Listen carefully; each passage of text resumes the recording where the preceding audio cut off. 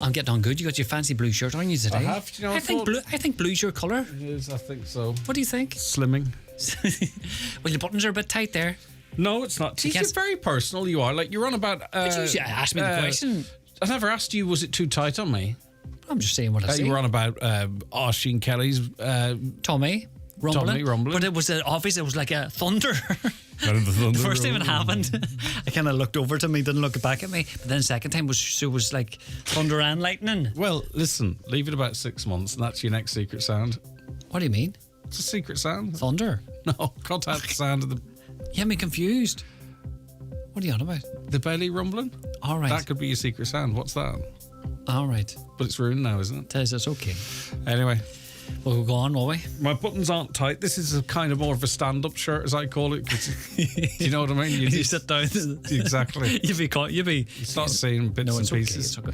But you got nice pair. You were talking about Father's Day, and I got socks for Father's Day, and you were very fancy. You got trousers, 3 pairs. 3 pairs out of pennies, I know. They'll just do anything. But trousers. you can go for a pint in them. You can go fishing. Play in a door in them. I want a pair of these, but they're elasticated at the top. What's wrong with that? I had a pair of them jeans. I think elasticated is dangerous. No, they tie it like they tie at the top. They tie at the top like a pair of tracksuit bombs. I don't like that. But then if the knot's tied too tight and you have to pull down your trousers. Well, they're stand-up trousers. Well, if you want to sit down. Oh, we'll go. You have to drop them down just halfway down your thighs. Right, okay. See you tomorrow, Lee. It's news update time. Hi, Michaela. Thanks, Greg. Good morning. The Caherlog of the Glenties Municipal District fears there's a potential for criminals to exploit the lack of Garda resources in Donegal. The need for more Garda vehicles and personnel for the county has long been a cause for concern and has been raised with Garda Commissioner Drew Harris. Councillor Michael McLafferty says Donegal cannot be left exposed to criminality. Like, no excuse for saying it. That I don't want to see Donegal either as a place of easy pickings or a kind of dumping ground either for the other criminals. As a see fit, driving to Donegal for a day or two, rob a lot of places, terrify a lot of people, go up the road again their way, and all because they see it as a lack of Gardaí. Again, we need more Gardaí. We certainly need more vehicles for them. And as I say, we do not want to end up in a situation where Donegal becomes a problematic county because they're seen as easy pickings. That's the last thing we want. The Taoiseach says issues surrounding the deadlock Northern Assembly are being worked on in an effort to get it up and running. He says the British government and DUP continue to work through issues which are preventing a return to the Stormont Assembly.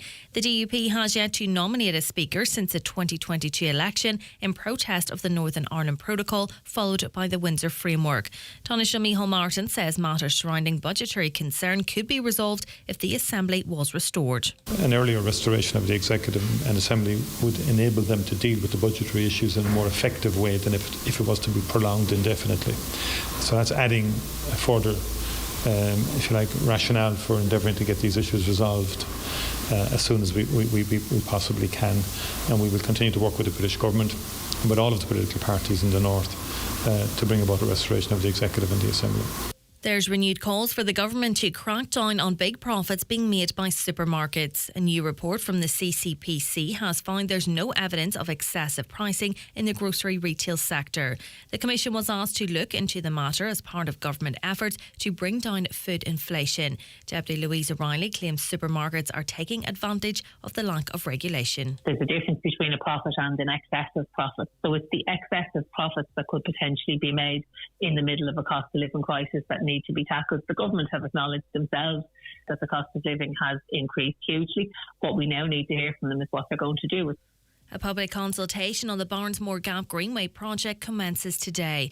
Residents in Donegal Town, Ballybofey and Stranorlar are invited to have their say on the route corridor options identified after the first public consultation. The first of the 2-day consultation events will take place at the Abbey Hotel, Donegal Town, today from 12 to 8 p.m. and tomorrow from 12 to 8 p.m. at Jackson's Hotel in Ballybofey. Finally, for weather, sunny spells and scattered showers today, some heavy which will clear later. Highest temperatures of 17 to 20 degrees. That's all from Highland Radio News for now. We'll be back with news again at 10 o'clock. Until then, good morning.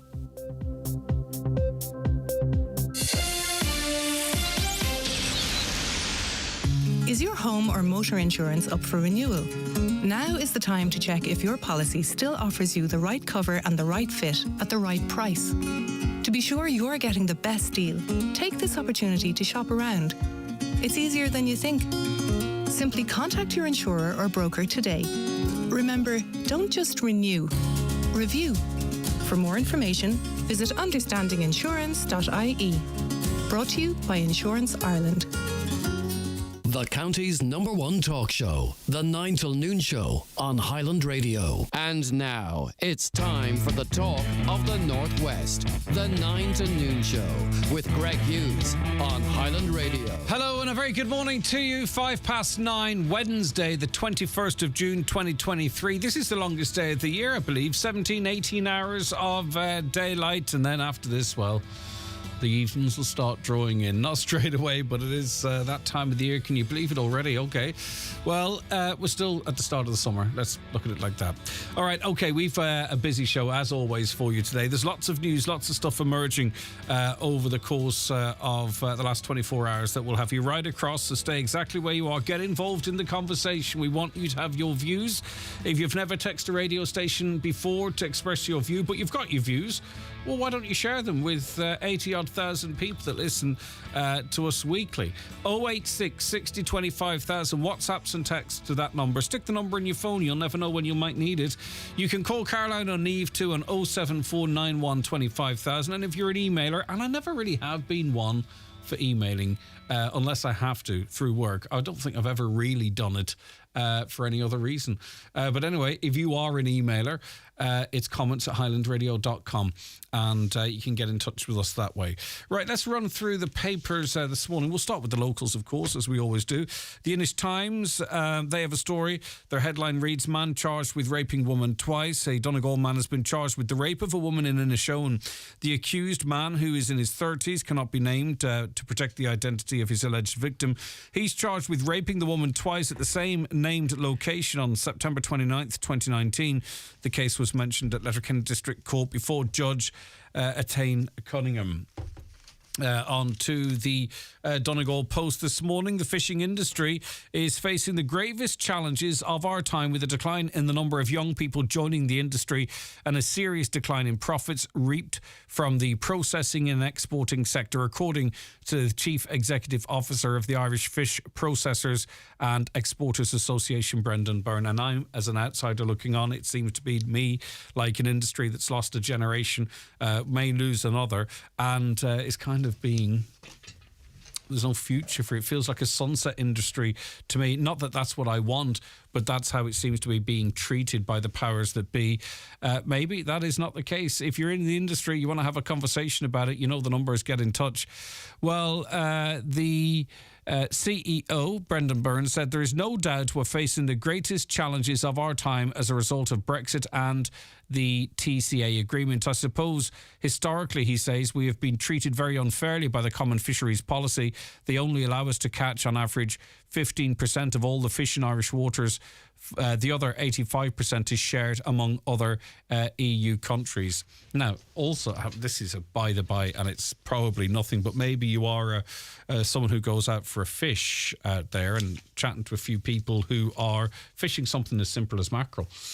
And they're reporting, they said they're very, very small, and one or two of them concluded that is that because all the bigger fish are being swooped up by the nets of these big industrial ships, these factories that are going around our coasts? You would hope not. But that's what some people who fish on a regular basis suggest. Now, it is early in the year, it's only June, but some said to me that it's only wee mackerel that are about because the big ones are being caught accidentally in nets. Could there be anything to that? 086 60 25,000. Michael's walked for Alzheimer's from Scotland to Raphoe. That's the Finn Valley Voice. A Scottish man has walked from Fife in Scotland to Raphoe in Donegal in memory of his grandfather and to raise funds for Alzheimer's Scotland.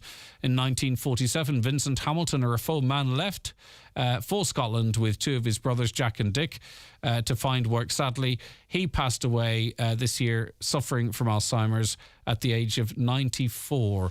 And there's more on that epic walk on the inside of that paper. No one wants to see increased taxes or indeed, it seems, more spending on capital projects. That's the big conversation that's happening at the moment, as the conversation really starts to talk about what might be contained in Budget 2024. The front of the Irish Independent reads that a budget giveaway risks causing damage to the economy, the central bank has warned. The message of caution comes 3 months out from Budget Day and could scotch Fine Gael plans for lower taxes on middle-income earners, a call that has divided the coalition. And we live in a strange world. Again, sorry for the caveat, but I'm not obviously a financial expert. But what I'm hearing, the conversations I'm hearing is that those that are squeezed and poor, you have to leave them like that, right? Because if you make life easier for them or more affordable, then inflation goes up.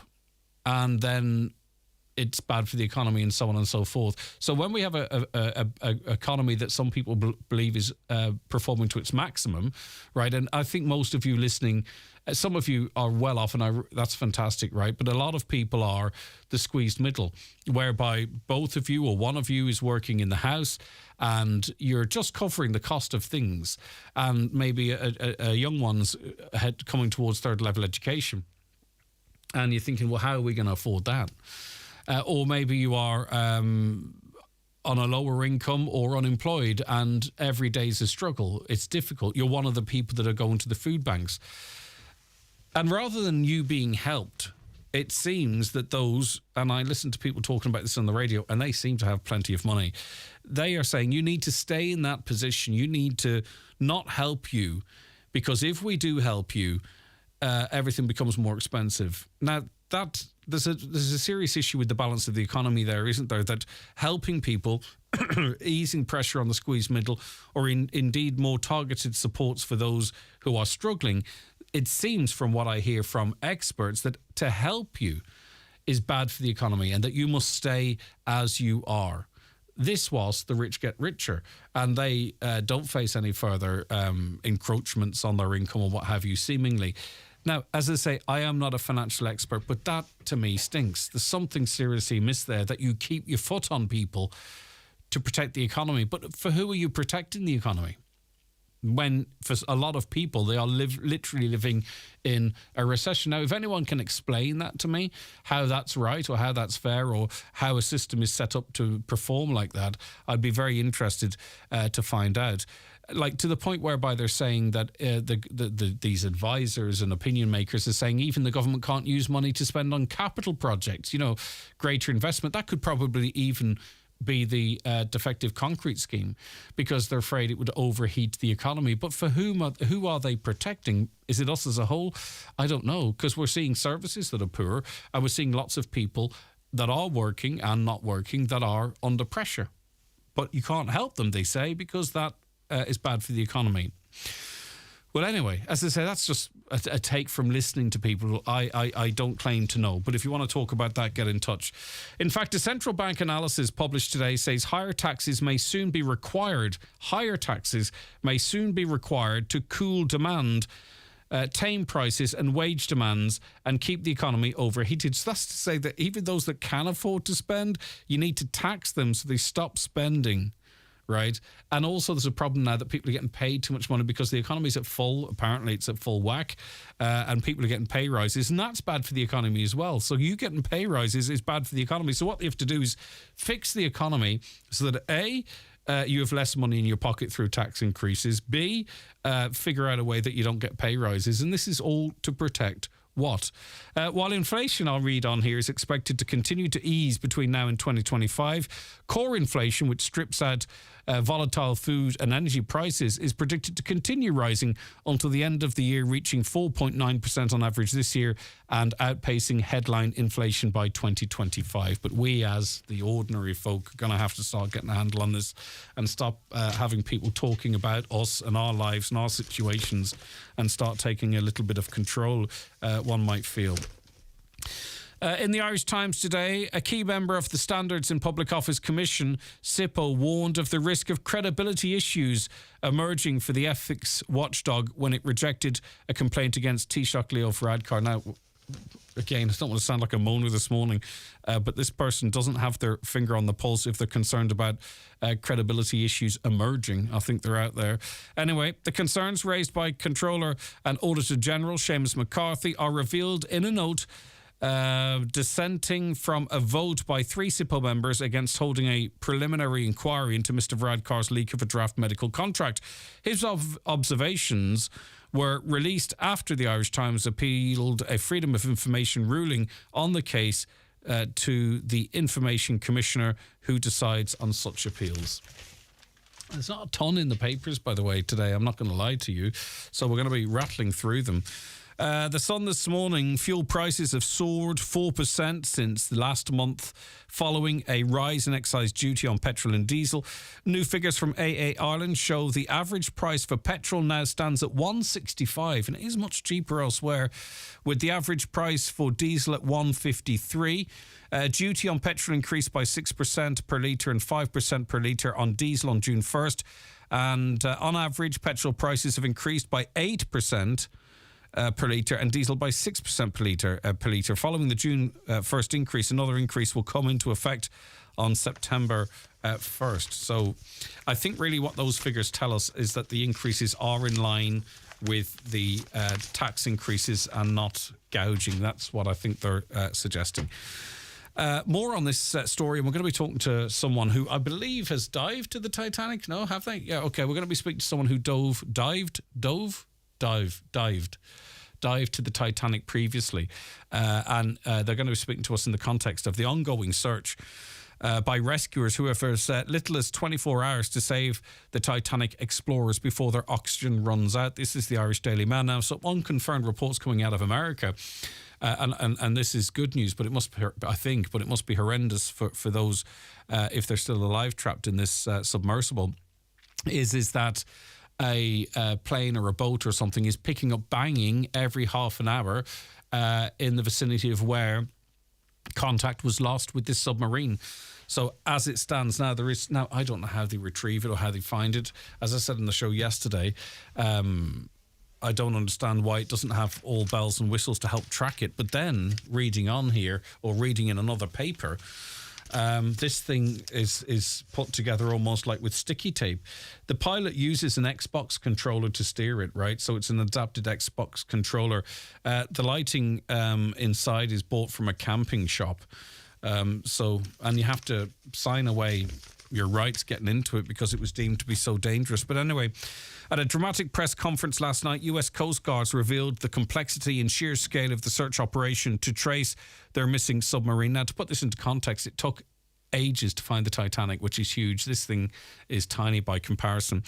They said the cramped vessel with 5 men aboard had just 40 hours of breathable air, and it could be used up by around 10 a.m. tomorrow Irish time. Now, there's ships, planes and underwater drones looking for it. But as I say, what emerged overnight, and it's not going to make the papers this morning, is that they are picking up sort of sonar banging in half an hour periods, and they believe that this could well be them reaching out for help.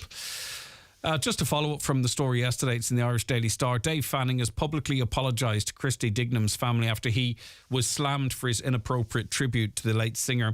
The Aslan frontman sadly died last Tuesday after a 10-year cancelled battle. Fanning was among the contributors paying tribute to Christy last Wednesday on Claire Byrne's RTE Radio 1 show, but fans were left angered after he said Christy blew it royally with his success due to his substance abuse. Fanning broke his silence and said he was wrong and that he was actually trying to highlight deeper issues in Ireland during the 80s. Again, different time, different place, maybe would have been better. In a statement, he said he missed the mark and said his tribute was ill-timed and in poor taste, and went on to apologise to his family. And it was a fulsome apology, in fairness to him, and also to say how much he liked and respected Christy and the rest of Aslan. And very finally, in the Irish Daily Mirror this morning, price rises for fruit and veg are inevitable due to a perfect storm of poor weather and producers leaving the market, it was claimed yesterday. Shortfalls in staples such as broccoli, carrots, cabbage, cauliflower, onions and potatoes are coming. That follows a scarcity of cucumber, lettuce, peppers, raspberries, strawberries, tomatoes and turnips earlier this year. Paul Brophy, a grower and former chair of the Irish Farmers Association's Horticultural Division, said, we're backed into a corner because we are dependent on very high prices of imported products. Okay, so that story is going to rumble again. It's back. Right. We'll be back with our first guests on the show very shortly. Stay right where you are. The newspapers are courtesy of Kelly Centra Mountaintop Letterkenny, the 2022 C-Store National Off-Licence of the Year. The 9 till noon show is brought to you by Letterkenny Credit Union, offering low-rate car loans with fast approval. Apply online at letterkennycu.ie or in office today. We love summer at Dunnes Stores. Save in the aisles when you mix and match any 3 for €10 across 36 meat and fish options from our tasty barbecue range, including favourites like smoky Irish pork ribs, juicy jumbo pork sausages, and tasty piri-piri chicken thighs with a kick. Then save again at the till with our 10 off 50 grocery vouchers. Dunnes Stores, always better value. Terms and conditions apply. Voucher can be used on next grocery shop of €50 or more. Century Cinemas has launched the brand new Premium Experience, featuring 2 upgraded screens with luxury reclining seats, cosy couches, and 4K laser projectors with 7.1 surround sound. Premium screens are now open, showing exciting new movies and also offering bar service on the weekend. Book your premium tickets at centurycinemas.ie now. Harkins Fireplaces summer sale now on. 50% off selected fireplaces. Call 9141 or visit their showroom in Ballybogue and Lifford. That's Harkins Fireplaces, for a better choice of fireplace. Highland Radio time checks with Expressway. Travel Route 32 from Letterkenny to Dublin when you book online and travel for less. Expressway, bringing you the time at... Okay, the time is 9:20. Now, a county-by-county breakdown was released this week, which shows 1,300 complaints were made about lawyers during the last year in Dublin. It was top of the table, 504. Donegal had 53 complaints, which ranked it 1, 2, 3, 4, 5, 6th. Brian Doherty is CEO of the Legal Services Regulatory Authority and joins us now. Brian, thanks for joining us. I do appreciate your time today. Oh, sorry, I beg your pardon. I had the wrong fader up. Sorry, Brian. Good morning to you once again. Good morning. Very glad to be here. That's a me problem. Okay. So where do we, when we talk of 1,352 complaints last year, does that show a robust, transparent complaint system? Does it show that people have growing concerns in the work of lawyers? What's your read on it? Well, it does display a level of faith in the regulator, and that consumers are bringing complaints to us, to the LSRA, in the hope that we can assist them to resolve them. It doesn't cause concern in relation to the delivery of legal services across the state. We've done other research that would show that there's a high level of appreciation and satisfaction broadly, but in the delivery of services sometimes issues do occur, and thankfully we're here to provide a free and independent service should that arise, to help to resolve complaints and to investigate them where necessary. Now, the 1,352 complaints, is that the totality or those that were deemed to be admissible? No, that's the totality received in the year, so it's 1,052 complaints, and that's down 15% from 2021, where we had 1,599 complaints. That reduction is generally due to a reduction in complaints in relation to banking undertakings, where banks have left the marketplace and had made complaints before they exited. What are the consequences for those? Like, what happens next, right? So I ring up I submit, a complaint, Brian, with the Legal Services Regulatory Authority, and it's deemed that my complaint is admissible. So what happens then?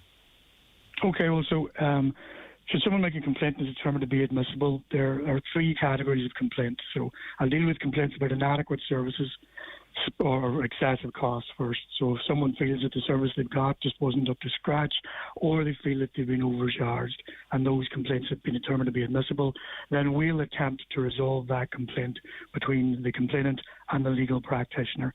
So we can either do that by attempting to mediate ourselves, or we have a panel of mediators that we work with, and we have success where we can get both parties to agree, and that's the matter resolved then. If we fail to resolve it, if it's not possible to do so, then the LSRA itself can go on to determine the complaint. So we can decide that the service was fine, or the costs weren't excessive, or where we find that the service was inadequate, we can direct the legal practitioner to fix the service, or transfer documents, or perhaps pay compensation to the complainant.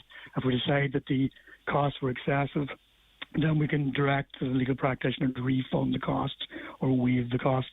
And that's all subject then possibly to a review by a review committee. So our decisions, there's an appeal mechanism effectively. For complaints of misconduct, well, they get sent to a independent complaints committee, which sits a bit like a court, but they can hear evidence and affidavit, and you can also get evidence directly from the complainant and legal practitioner, and they have a range of sanctions at their disposal should they find that the complaint effectively is upheld. At the more serious end, there's actually another body called the Legal Practitioners Disciplinary Tribunal, and they deal with matters where there might be misconduct. And again, they have a wider range of sanction, from censure all the way up to applying to the High Court to have someone struck off, or that they're restricted in their level of practice as either a solicitor or a barrister. Well, in that first group, what happens if they don't follow the directions of the LSRA? Well, that's an interesting question, because that's the space we find ourselves in 2022. And I would stress a small number of cases. It was in 7 cases where we'd issued a direction and the legal practitioner either ignored it or failed to comply with the direction, and that direction may have been to pay compensation or to hand over a file. And when that doesn't happen, the LSRA has no hesitation in taking the matter to the High Court and applying for an order of enforcement. I would say, though, that it's something that we shouldn't have to do. These are legal professionals. This wastes valuable time and resources of the LSRA. It adds to the cost of the LSRA, which is passed on to legal practitioners by way of a levy and ultimately passed on to the consumer. So disappointing that we were reporting in 2022 of having to make 7 applications to the High Court to enforce statutory orders made under the regulatory scheme. This is not a criticism of solicitors or barristers, but you could argue that perhaps they're well equipped to frustrate a process or delay a process, given their knowledge base. Do you find that happens an awful lot, or are they very quick to work with you? About 23% of the cases that we received last year were resolved. So those are cases where a legal practitioner engages with the LSRA, engages with the complainant, and they find an early resolution to the complaint. So about a quarter of matters brought to us successfully resolved between the parties. So that's heartening. There are some legal practitioners who don't feel that they can resolve these matters, and those cases can become quite drawn out and quite contentious on occasion.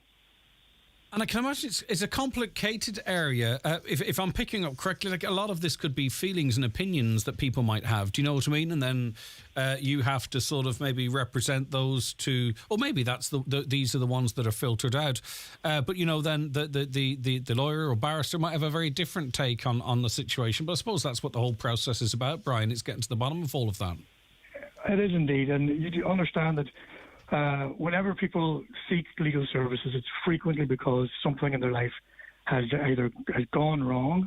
So maybe they're being sued, or they're suing someone, or perhaps it's a criminal matter or a family law matter, and those things are all quite emotive. Or perhaps it's in relation to a conveyance of a house, which can be quite stressful. So frequently, consumers, whenever they come to us, there's already something that's gone wrong. But I would say, one of the key messages, there's a lot of resources on our website, www.lsra.ie, and we publish reports every 6 months, which we hope will assist complainants and legal practitioners, and they explain the complaints process, the type of complaints we receive, the type of complaints we can deal with, and sort of frequently, we put in issues that frequently occur in relation to legal services as a way of explaining to consumers of legal services as to what actually might happen in certain cases. and for legal practitioners to see where there are risk areas in relation to complaints. Yeah, and I presume then a typical example of that might be, and we get a lot of calls in here sometimes we do a legal item, Brian, whereby someone might say they've been waiting for a year for a will to be resolved, and they might think that's unacceptable, make a complaint, and then you might determine, well, sometimes that can actually be the case. Is that it's that area, isn't it? It's that kind of it's complicated sometimes. Absolutely, and in one of our reports, we've actually done a focus on wills and probate to try and explain some of the timelines. And sometimes we get complaints where we look at it and go, right, that has taken too long. Yeah. But there's others where we look at it and see, look, there's family circumstances underway. There could be a tax issue. There could be beneficiaries who are hard to track down, who've emigrated, etc. So there could be issues that elongate that. But certainly, wills and probate and the administration of the estates has been a theme since we started taking complaints.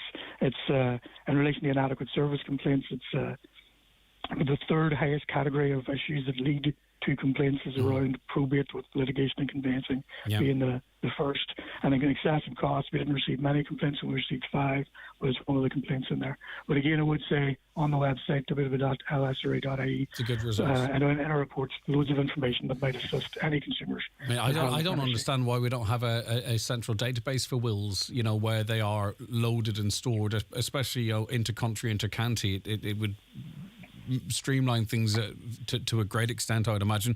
Brian, finally, at what point does someone contact you then? Do you know what I mean? Like, say, for instance, if you're engaging with an ombudsman, there's a process you have to go through in terms of first raising your complaint with the body itself, and you've dissatisfied, then you can move on to the next level. So at what point in a process, when someone's unhappy with that, Brian, should they contact the LSRA?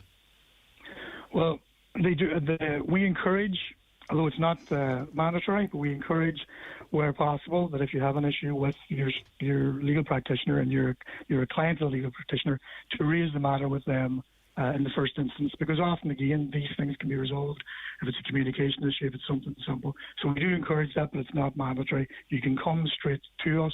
The one thing is, though, as we are independent, we can't provide legal advice.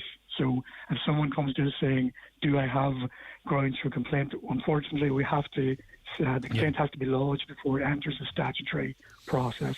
But again, as I said, plenty of information on our website, and we can also be contacted, lsra-inbox at lsra.ie, or the complaints email address, complaints@lsra.ie, should anyone have any concerns or queries. Indeed, Brian, and I think it'd probably be helpful for the public, for them to let them know in interactions with people that they're aware of the LSRA as well, and who's to say that might not even help resolve situations before they're escalated.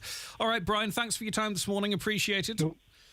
Thank you very much. Brian Doherty, CEO of the Legal Services Regulatory Authority. Good morning to John, Annie, Anna and Charlie. They're amongst our watchers today. We stream the show every day, and we have for years now, on our social media and website, so people can watch the programme. You can put it up on your big screen.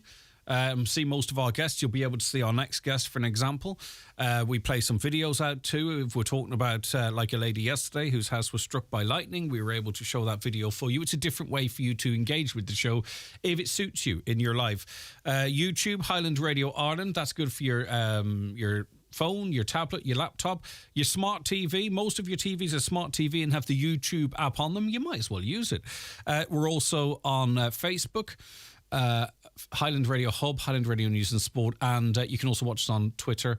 Oh, I'm not really into Twitter anymore, but be that as it may, you can still watch it there, or on our website, highlandradio.com. And Charlie on Facebook made an interesting point. It's a pity all the asylum seekers drowned in the Mediterranean aren't getting the same media coverage as a few billionaires on a sightseeing trip. And it is a perfectly valid point, and it is a human condition. It is just the way it is.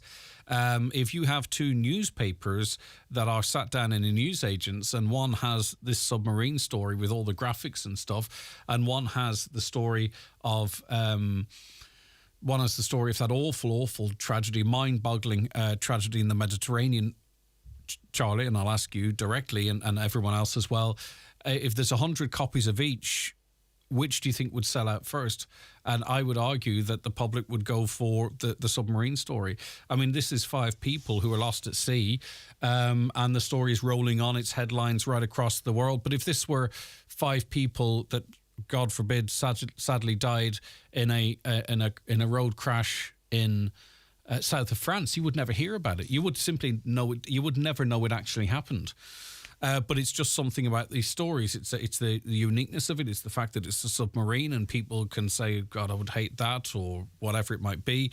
It's the fact that it's at sea, and it just is a story that's eventually going to be made into a film. And as I say, I don't know exactly why, but that's just the way it is. The public would be far more interested in this story than they might the other one that was mentioned. And as I say, it's probably not a good thing, but I think it is the way it is. Watch the show live now on YouTube, Facebook, and at highlandradio.com. The 9 till noon show is brought to you by Letterkenny Credit Union, with monster loans available up to €60,000 for all occasions. Visit letterkennycu.ie. The moment you got told the good news. Rob, you made the panel. When the lads added you into the group. Skipping nights out, missing the crack. Rewatching classics and learning new tricks. Being driven to the biggest game of your life by your mam. And then you finally come on in the 51st minute. It's the minor moments that last a lifetime. The Electric Ireland GAA Minor Championships. This is major. With July around the corner, it's time to get your 232 ordered. With low finance rates, it's time to find out why Nissan is dominating the Irish market. With petrol, e-power hybrid and electric models. Call into iMotors today. We're sure to have a Nissan model for you. Escape the ordinary and immerse yourself in total relaxation at the Tess Rose Ocean Spa and the 4-star Ballyliffin House and Spa in Inishowen. Discover a luxurious thermal-suite experience and top your experience off in the rooftop garden hot tubs. Book the spa and dine offer with thermal suite experience, hot tubs and 2-course meal from only €49 per person. Book your next spa getaway. ballyliffinhouse.ie. Choosing the perfect stove is a big decision. Here at Charles Bunner & Sons Ballybuffet, we are one of Ireland's leading dealers in stoves and ranges in a variety of styles and sizes at exceptional prices.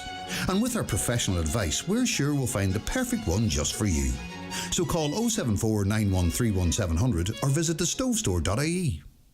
Now, the government has cleared the way for 3 new vet schools as part of a package that promises up to 1,300 extra college places a year in healthcare and veterinary.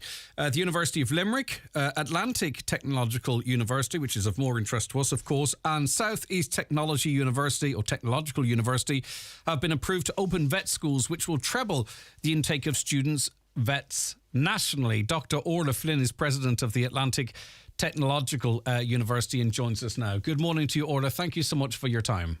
Morning, Greg. Delighted to be with you. Right. How significant is this news for ATU in particular, Orla? We are absolutely delighted with the news. I think it's a ringing endorsement for the quality of education that we offer. And it also sends a strong signal of our ambition for regional provision right across the northern and western region. What was particularly pleasing for me about the announcement this morning, and we look forward to hearing more detail on it during the day, but what was particularly pleasing to me is it kind of reinforces the wisdom of establishing technological universities, because it's allowed us to bring our teams together from Donegal, Sligo, Mayo and Galway, and having staff collaborating to respond to these kind of calls has really borne fruit for us now in ATU. I mean, it's very early days, but how might this look, do you think, in terms of what might be provided, how and where? And as I say, Orla, and the listeners would know we're really early days on this, but do you sort of have a vision in your mind?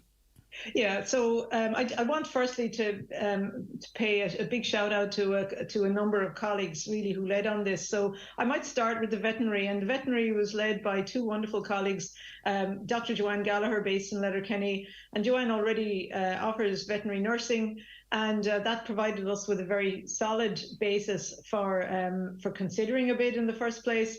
And very happy then to have Dr. Joanne Gallagher collaborating with Dr. Edna Curley, who is the principal of Montbellew Agricultural College in East Galway. And that's a working farm. You know, we have cattle and sheep, and the opportunity to provide access to animals and handling of animals. And they've come up with a really innovative bid, and it will involve close collaboration with veterinary practitioners in Donegal and in Galway, but it also will involve building facilities in Letterkenny, and that was part of our bid. So the students will be predominantly based throughout their studies in Donegal, in Letterkenny, and they will spend a semester in Montbellew as well on the farm. Really innovative bid. I'm delighted to see that it got to the final stage, and I'm delighted to see it included in the announcement because, again, the Northern Western region is very underserved in terms of provision of this kind. Then move on to pharmacy, and pharmacy again points to the strength of our science and medical science in particular across ATU, and that bid was led by colleagues in Sligo and supported by colleagues in Donegal and in Galway. So delighted to see that one over the ground, and there are a number of new buildings already coming on stream, or hopefully later in this year, and so we're looking forward to being able to maybe swiftly get programs up and running there, and they will be based in Sligo. And not forgetting our nursing. So nursing was also included in the expressions of interest. And listeners might be aware that we're also involved in a tertiary application as well. But this particular nursing call was for additional nursing places. And again, Donegal is part of that in Letterkenny. Sligo is part of that through our St. Angela's involvement, and we're looking forward to St. Angela's integrating into ATU a bit later in the year, and of course our Mayo campus as well. So again, that really real strong provision. Our neighbours in Galway, of course, have also seen success in pharmacy and in nursing too. So we are seeing that strong regional provision, and I really would like to see the government follow through on their commitment to that when it comes to the delivery. Yeah, and indeed, how does that work? Because there's some speculation that the likes of the UCD might have a head start in certain areas because they might have the infrastructure in place. You've already recognised that there will be some infrastructural development required, some already underway. So when do you hope maybe, and in which disciplines, to start delivering places across the ATU campuses? Well, we're already trying to increase our intake in nursing, as I mentioned, through the tertiary award provision and through the extra places scenario. And in that regard, the only thing that's holding us back there is the availability of placements. And there's been a lot of engagement with both the Department of Health and the HSE in that regard, and that dialogue will continue. For this particular call that was announced this morning, we have indeed looked for capital investment. So, that might take a bit longer.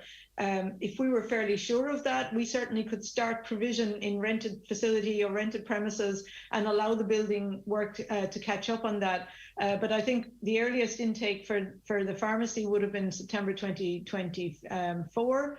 And the earliest provision for veterinary start would have been the following September, and that would have been our aim there, with the building to catch up afterwards. And that's certainly a possibility for us. Yeah, I mean, it is short term too, which is good.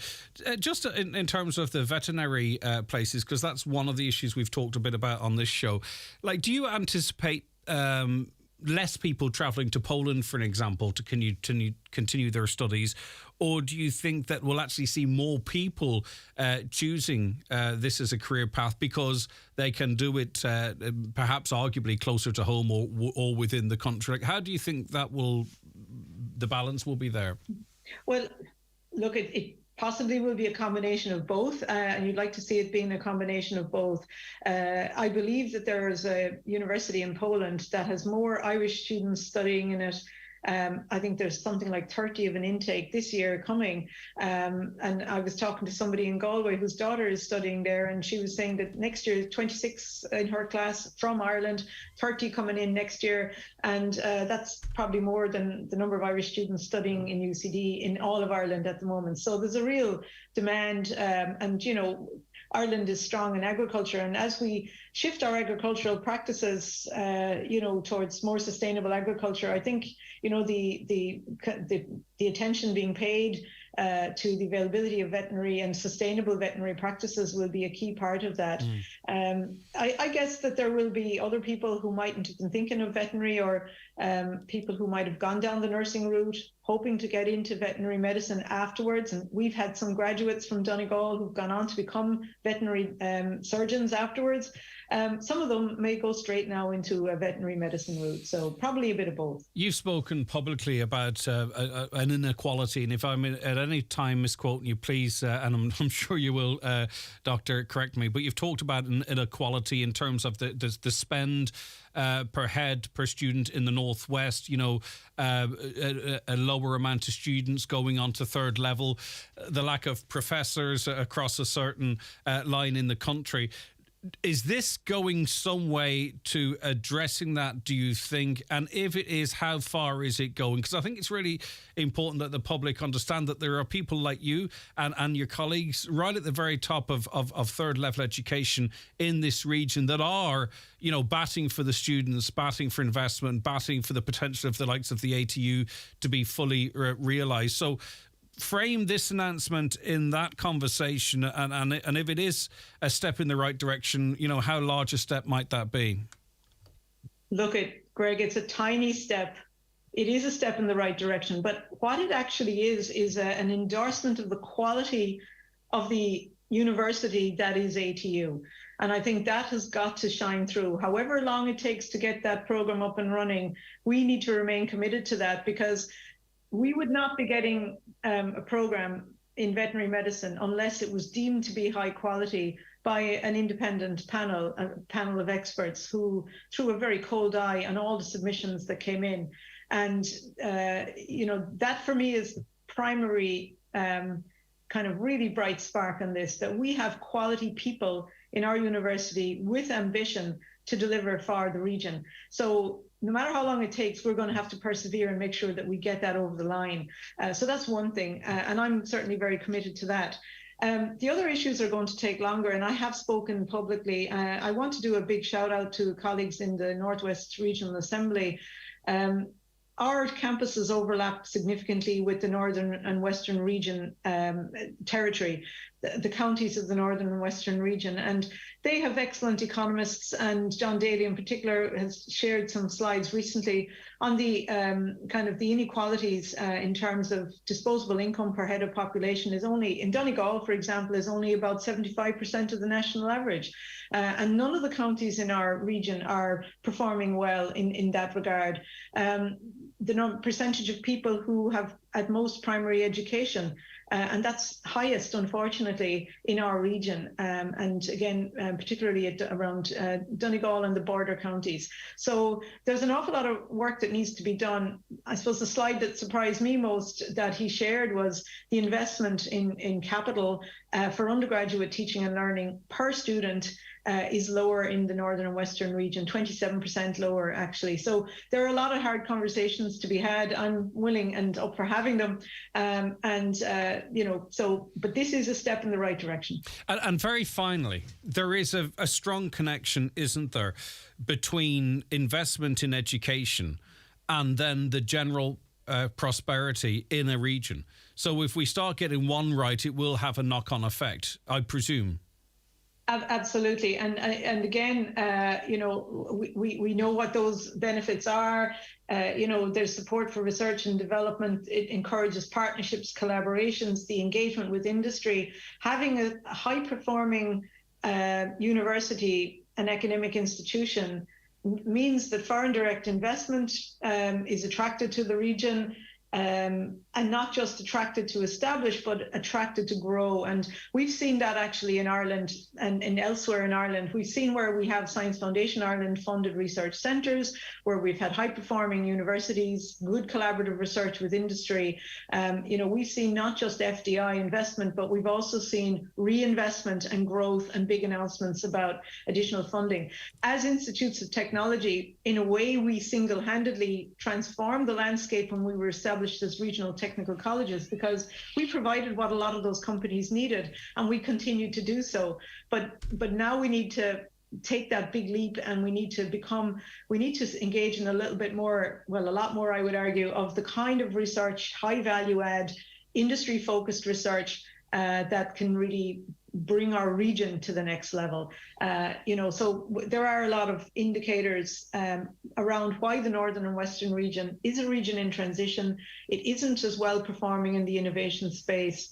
And having a university that is enabled to perform the kind of research that is needed, the presence of strong research centres of excellence, all of that will trigger growth in industry and employment. All right, Orla, thank you very much indeed for your time. Dr. Orla Flynn, President of the Atlantic Technological University. And it's great if we get more people qualified and as I say, that path is not for everyone. But I'll tell you one thing, I was scrolling through social media yesterday and the amount of mums and dads and granny and granddads saying goodbye to young people who are getting on planes, go-away parties, boyfriends and girlfriends, groups of friends, groups of girls, groups of boys, heading, being taken down to Dublin Airport to get on a plane to wherever they're going. And I wish them all the love and happiness, and it's exciting. And if people are choosing to do that, fantastic. You can't shackle them at home. It's brilliant. And I've found myself having to post about it on social media. I think there's so many people are leaving because they have to, because they don't see a future here. A lot of our young people, particularly here in the Northwest, don't see a future, and it's heartbreaking. So it's great if we improve education and improve people's qualifications if that's the life path they want, but we have to have opportunities for them there. It is just, it breaks my heart to see so many people going, and many people join with me in saying that. And yes, of course, we all recognise, as I mentioned, that for some it's an experience, it's exciting, they'll go away for a year, they'll come back for, you've seen images of people 18, 19, 20 with their families about to board planes. And you just feel next time you see them, they'll probably have 2 kids and be in their late 20s or something, or not with kids. They'll just be completely different people. How big of a problem is that? How big of a problem is emigration? Are you seeing your young people having to leave? I mean, as I say, let's recognise, brilliant, some people will go have the experience. But what's it like for you? I can't put myself in the position to be that conversation where John or Jane sits down and says to you, look, Mom, look, Dad, there's nothing for me here. I have a mate working out in Australia and he says he can get me a start straight away and I have somewhere to stay and I can earn such and such a year or whatever it might be. Like, is that conversation happening at your kitchen table? How does it feel? Share that experience. It must be devastating. I would struggle to deal with it. Dr. Joe Kelly's with us. Dr. Joe Kelly, thanks very much for joining us. How are you keeping? Good, Greg. It's lovely to you. Good morning to you. It's good to have you on our programme. Right, you've been talking about how you've been struggling. Actually, I don't need to set it up. You come in here off the back of that conversation. What do you want to say, Joe? Well, just to welcome the movements that the LYT now, which is the ATU, I mean, there have been great advancements in the last year. There's no doubt about that, with the expansion and the interconnection between the different campuses, which facilitate more courses.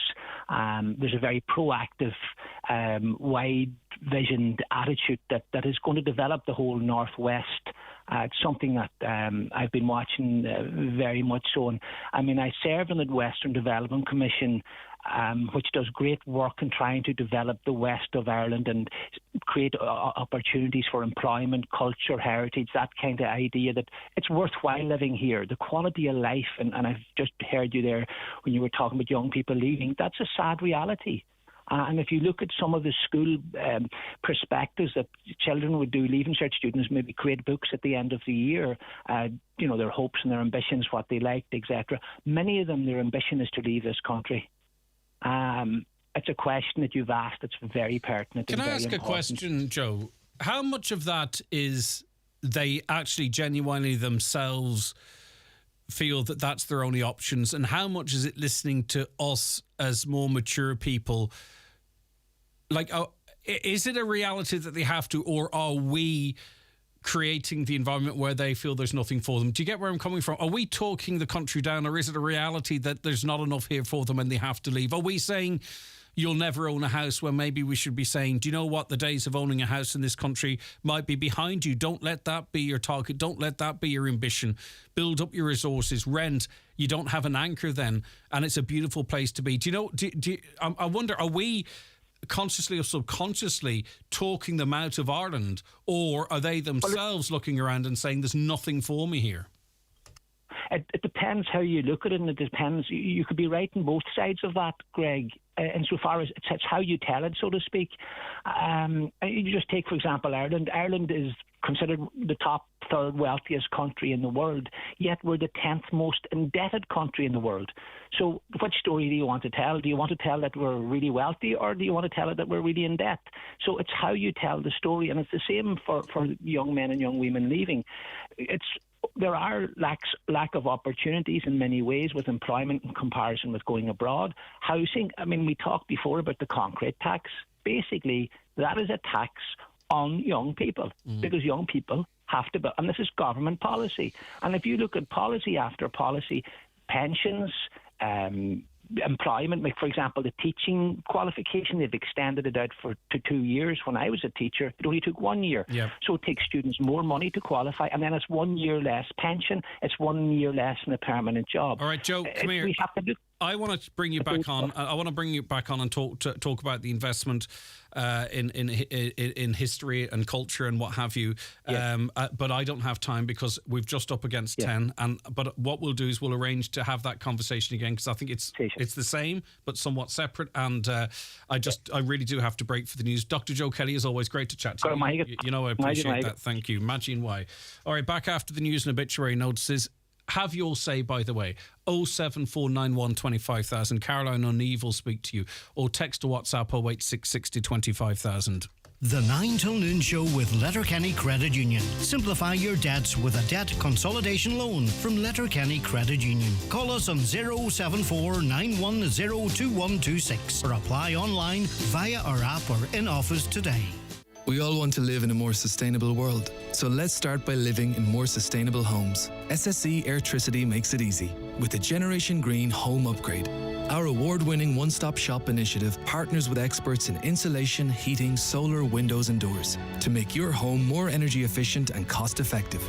We do all the hard work for you with end-to-end project management and a streamlined SEAI grant application process. Discover your home's BER rating at sseairtricity.com/home upgrade and see how a Generation Green home upgrade can benefit you. Registered with the SEAI for home energy upgrades. Grants offered are provided by the Government of Ireland through the Sustainable Energy Authority of Ireland. Are you worried about trees on your property? Northwest Forestry Services Ballybuffet are fully insured and have over 40 years experience in dangerous tree removal, tree felling, surgery and stump grinding. For peace of mind, call Northwest Forest Services Ballybuffet for a no obligation quotation on 913233. The new Corolla Hybrid Electric range is here, and the Corolla Cross SUV is the latest addition to the iconic family. Spacious and beautifully designed, it's perfect for growing families everywhere. And it's available to order now at Kelly's Toyota Letterkenny and Mount Charles. With exceptional electric drive time and no plugging in, the next generation is ready to take over. See the new Corolla Cross today at Kelly's Toyota Letterkenny and Mount Charles. Toyota, built for a better world. Terms and conditions apply. Want to live a more sustainable lifestyle, but not too sure how to start? Join me, Donna Marie Doherty, every Tuesday at 12:30 for It's Ours to Protect to learn all the tips and tricks. Ours to Protect is funded by Commission Limon with a television licence fee and is a partnership between Highland Radio and the Independent Broadcasters of Ireland. Check out ourstoprotect.ie for more info. The 9 till noon show is brought to you by Letterkenny Credit Union. Digital loans now available. Apply online or via our app today and get your loan transferred directly to your current account. With a high digital online skills course, you'll feel a real difference. I can listen to all the music I like. The bus app that's coming out, it's brilliant. Anything you want to know, it's at your fingertips. They're small things, but they mean something. Learn essential online skills with simple, accessible lessons at highdigital.ie or free phone 1800 20 30 30. Brought to you by Vodafone Ireland Foundation and Alone. Vodafone. Together we can. Connect Hearing is open for free hearing tests. Our audiologist is available Monday to Friday for wax removal services at our Letterkenny Clinic in the Courtyard Shopping Centre. We also offer a home visit for those who are unable to visit us. Our hearing is our social sense. Are you finding hearing more of a challenge? Call Ursula today on 07491 13296 to make an appointment. Good hearing helps us to connect to our family, friends and loved ones. Connect Hearing, connecting you to life. Get ready for an epic summer with Irwin's Expert Electrical, Letterkenny and Buncrana. Everything you need to make the most of our Irish summers. From the highly sought after Ninja barbecues to outdoor speakers, Dyson fans, big screen TVs, Bluetooth speakers and small appliances. We've got you covered. Irwin Expert Electrical, Letterkenny and Buncrana. Are you tired of how you feel? Despite diet and exercise, are you struggling to lose weight? Do you need help to achieve your weight loss goals? At Letterkenny Medics Private Clinic, we are offering a free consultation to ascertain if you are suitable for treatment on our weight management program. All consultations are confidential and completed by an experienced doctor. We are open 7 days per week from 10 a.m. to 10 p.m. to facilitate your needs. To book an appointment, go to letterkennymedics.ie. Letterkenny Medics. We listen if you want to talk. In the next 15 seconds, you're going to find out where is the best place in the Northwest to buy a bed or mattress. It's Restex Beds and Furniture Mountain Top, Letterkenny, where comfort meets style.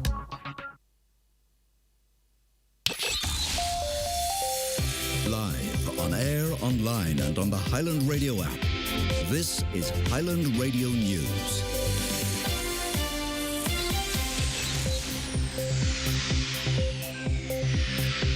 Good morning, it's 10 o'clock. Donald Kavanagh at the Highland Radio News Desk.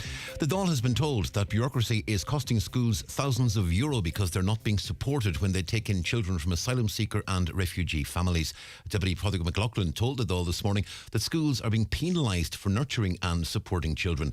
He raised the example of Sesha O'Neill National School, which he says is being penalised for nurturing and supporting children. The school population has grown by a third in the current year, but when they went to the Department of Education for extra funds, they were told, he says, to approach charitable organisations. Sesha O'Neill National School had 152 children enrolled in September. As you know, September 30th is when you report the enrolment. Within weeks, they had an extra 52 children from asylum seeker and refugee families.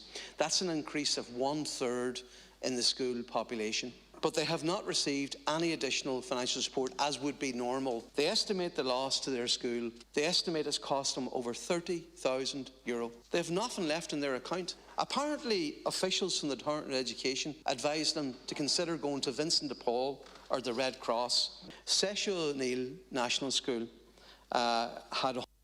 And that was Deputy Padraig McLaughlin there speaking in the Dáil this morning. The Cathaoirleach of the Glenties Municipal District fears that there is a potential for criminals to exploit the lack of Garda resources in Donegal. The need for more Garda vehicles and personnel for the county has long been a cause of concern, and it's been raised with Commissioner Drew Harris. Councillor Michael McClaverty says Donegal cannot be left exposed to criminality. Make no excuse for saying that I don't want to see Donegal either as a place of easy pickings or a kind of dumping ground either for the other criminals. As they see fit, driving to Donegal for a day or two, rob a lot of places, terrify a lot of people, go up the road again their way, and all because they see it as a lack of Gardaí. Again, we need more Gardaí, we certainly need more vehicles for them, and as I say, we do not want to end up in a situation where Donegal becomes a problematic county because they're seen as easy pickings. That's the last thing we want. A public consultation on the Barnesmore Gap Greenway project commences today. Interested parties in the Donegal town and Twin Towns area are being urged to come forward and make their views known. With more detail, here's Michaela Clark. The project is currently in the option selection stage, which involves the development and assessment of potential route corridors to determine a preferred option. Following the feedback received during the first non-statutory public consultation, a number of route corridor options have been identified.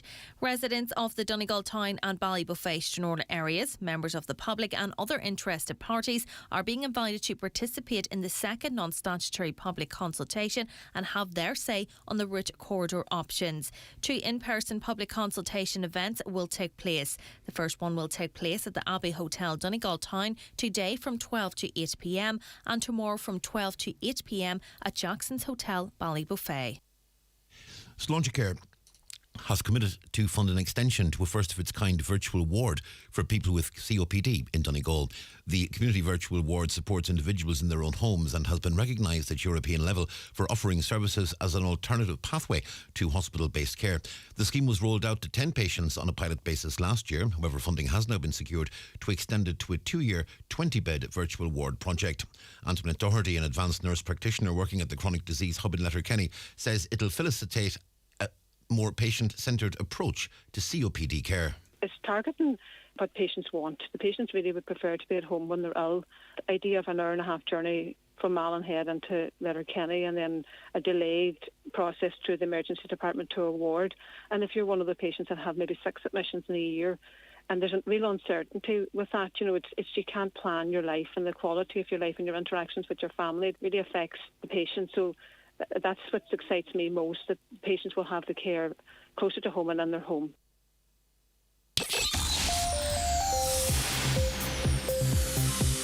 Well, the forecast and Met Éireann tell us to expect sunny spells and scattered showers across the region today. Some of those showers heavy. They'll clear toward the late afternoon. This evening, largely dry with sunny spells. Top temperatures today, 17 to 20 degrees Celsius in mostly light westerly breezes. And that's Highland Radio News. We're back with news headlines again at 11 o'clock. Until then, from the Highland Radio News team, have a very good morning. The obituary notice says for this Wednesday morning, June the 21st. The death has occurred of Martin O'Donnell, Strabo, Cockhill, Buncrana. Martin's remains will repose at his home from 7 o'clock this evening. Funeral on Saturday morning at 11 o'clock in St Mary's Church, Cockhill, with burial afterwards in the adjoining cemetery. Funeral can be viewed on churchservices.tv. Family time from 11 p.m. until 11 a.m. and on the morning of the funeral. Family flowers only. Donations in lieu of desire to the Donegal Hospice, Letterkenny, Kev Martin's family member or McKinney Funeral Directors. The death has taken place of Susan McColgan, Cranley Park Derry and Carray Road, Carndonagh. Removal this afternoon at 1 o'clock from Liam Collins' funeral premises, going to her home at Carray Road, Carndonagh. Funeral from there on Friday morning at 10:15 for 11 o'clock requiem mass in St Columba's Church, Drung, Quigley's Point, followed by burial in the adjoining cemetery. Funeral mass can be viewed live on stcolumbasdrung.net. Family flowers only, please. Donations if desired to the Foyle Hospice, care of any family member. The death has taken place of Anna McMonigal, née McGinley, 8 Ard Crana, Gortlee, Letterkenny, formerly Moyle Hill, Milford. Remains reposing at the Eternal Light Chapel of Rest, Mountaintop, Letterkenny, from 5 o'clock until 6 o'clock this evening, followed by removal to the home of her son Joe and Sandra McMonigal, Wood Road, Cullion, Letterkenny. Wake tomorrow from 11 a.m. until 10 p.m. Funeral mass on Friday at 12 noon in the Church of the Irish Martyrs, Gortlee, Letterkenny. Burial afterwards in New Leck Cemetery. Funeral mass can be viewed on the Church of the Irish Martyrs YouTube channel. Rosary tomorrow night at 9 o'clock. Family time after 6 o'clock this evening and on the morning of the funeral. Family flowers only. Donations if desired to the Donegal Hospice, care of any family member. The death has occurred of Nellie Bradley, Bray Head Road, Derry. Nellie's remains are reposing at her son Martin's home at Kildrum, Upper Calais.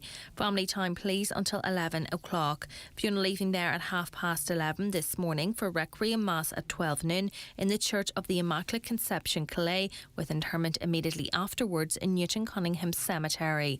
Funeral mass can be viewed live at churchservices.tv. And the death has taken place of John Sexton, Mount Shannon, County Clare. Remains reposing at Quelly Funeral Parlour tomorrow evening from 5 o'clock until 8 o'clock. Funeral from there on Friday for requiem mass at St Joseph Church, Milltown, County Clare at 1 o'clock. Burial afterwards in Cure Cemetery. Funeral mass can be viewed online at churchservices.tv. For more details, including any family health guidelines for wakes and funerals, please go to highlandradio.com.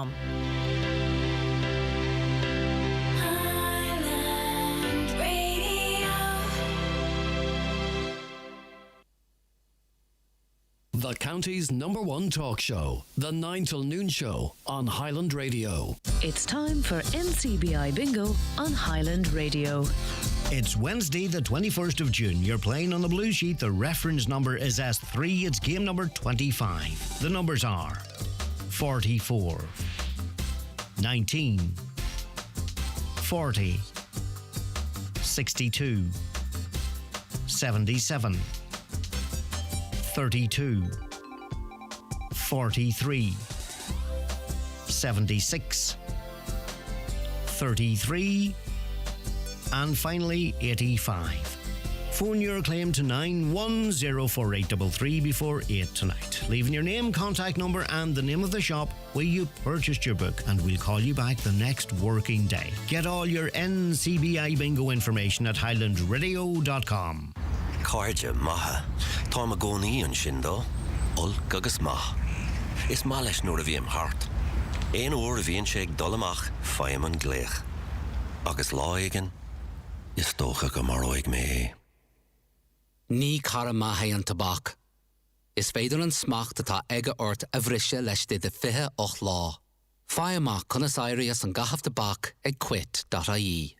Ó aimeanach na séirmhíse sláinte. We all want a world where everyone feels welcome and included. But where do we even start? How about right here, at your local SuperValue? SuperValue's Pride Rainbow Laces are just €2 and are available to buy in-store now. Proceeds from the sale of the Rainbow Laces will go to support Belong To, a national organisation supporting LGBTQ+ young people across Ireland. Take action, lace up and wear with pride, because at SuperValue we believe community includes everyone. If you know the beauty and skincare product that suits you best, you'll find them at McGee's Chemist Letterkenny. From moisturisers, cleansers and toners to day creams and night creams, McGee's have the top brands you know and love, like Lancôme, Clarins and La Roche-Posay. Also Elizabeth Arden, Vichy, Nukes and many more. All at McGee's Chemist Main Street Letterkenny and online at mcgees.ie, where the best costs less. The 9 till noon show with Letterkenny Credit Union, now offering mortgages from €40,000 to €600,000 with no hidden fees or transaction charges. Letterkenny Credit Union, 9102127. Okay, so we are back. The bingo numbers early for you there. Okay, I pressed the wrong button, but hey, there they are. Right, morning, Greg. Can you please ask your listeners, are any other parents getting letters from schools requesting money to pay for various items? Example, €35 to cover the cost of paper and photocopying. Why are schools demanding these fees from parents at a time when we have a cost of living crisis? Are schools not funded by the Department of Education?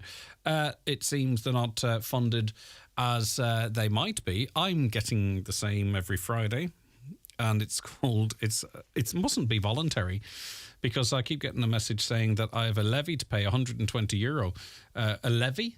So that's not a voluntary contribution, is it? It's a levy that I'm getting the messages for. So nothing surprises me at this point. Hopefully I'll pay it this month anyway. But you know yourself, it's not insignificant in terms of the amount. Back to that submarine story. Remember the Cusk, Greg? Which I don't, to be honest with you. They were banging as well at least every half hour. It's coordinated, so hopefully they'll be recovered alive in time. It's still like searching for a needle in a haystack of needles because the amount of water and the depth of it is so significant, but fingers crossed. House insurance. Hi, Greg. Cheapest house insurance we could get was €1,000. They said all insurance has gone up €125. We paid €695 on last year's price. That seems way more than €125. Yeah, indeed it is. So you did the shop around. The cheapest you could get was €1,000. That was an interesting conversation we had yesterday. So if any of you have been shopping around for insurance and you can tell us that story, what it was this year, what your renewal was, what you got it for, it might be helpful to other listeners. If Brian, who we spoke to earlier about complaints against lawyers and barristers, says if Brian wants to feel real dissatisfaction, he should meet with alienated parents, many who do not complain as they feel it's worthless. But it's never worthless. You have to use the mechanism. But I really understand. I think I understand your frustration. Patrick messaged in, I was in the traffic at the weekend and ended up sitting for over 40 minutes for 3 Garda motorbikes to move into the town. Not a single car moved in that time. It only added to the chaos of traffic. In that time, I watched 2 ambulances sit in the queue. All right, thank you very much for that. Hi, I was just wondering how long is the driving waiting list for Letterkenny? I've been on the waiting list for 16 weeks and still no invitation. I did try ring, but just an automated service where it says they cannot give dates over the phone. They can't, but if you've access to the internet, if you Google driving test estimator, the RSA has an estimator on it. Now, I'll talk about that in a moment, but maybe you have used it.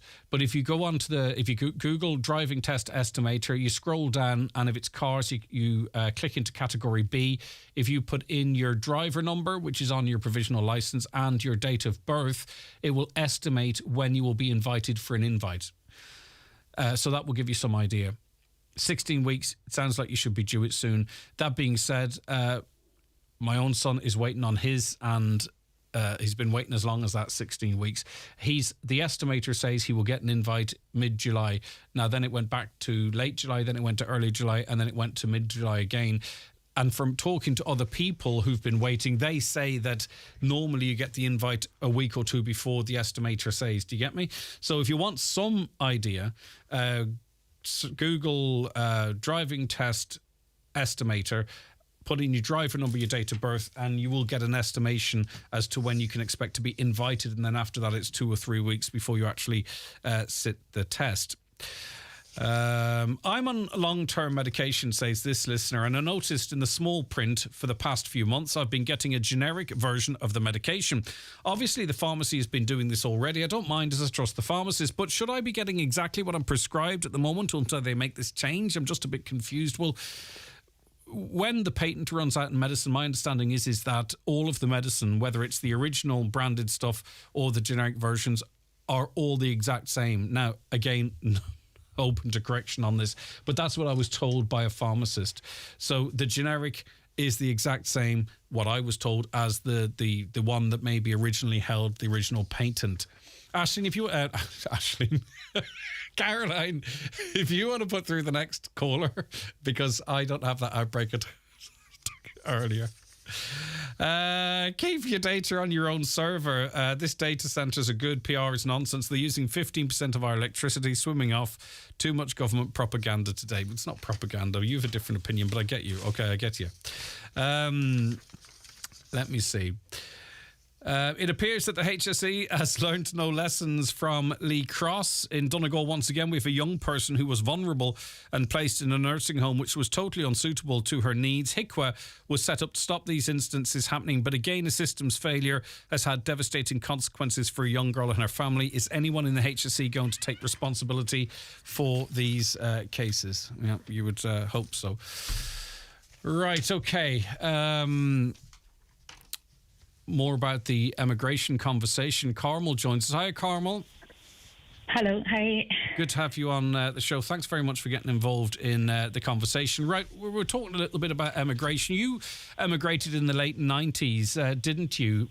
Was that by choice? You wanted to see the world, Carmel, or did you feel you had to, or what was the thought process at the time?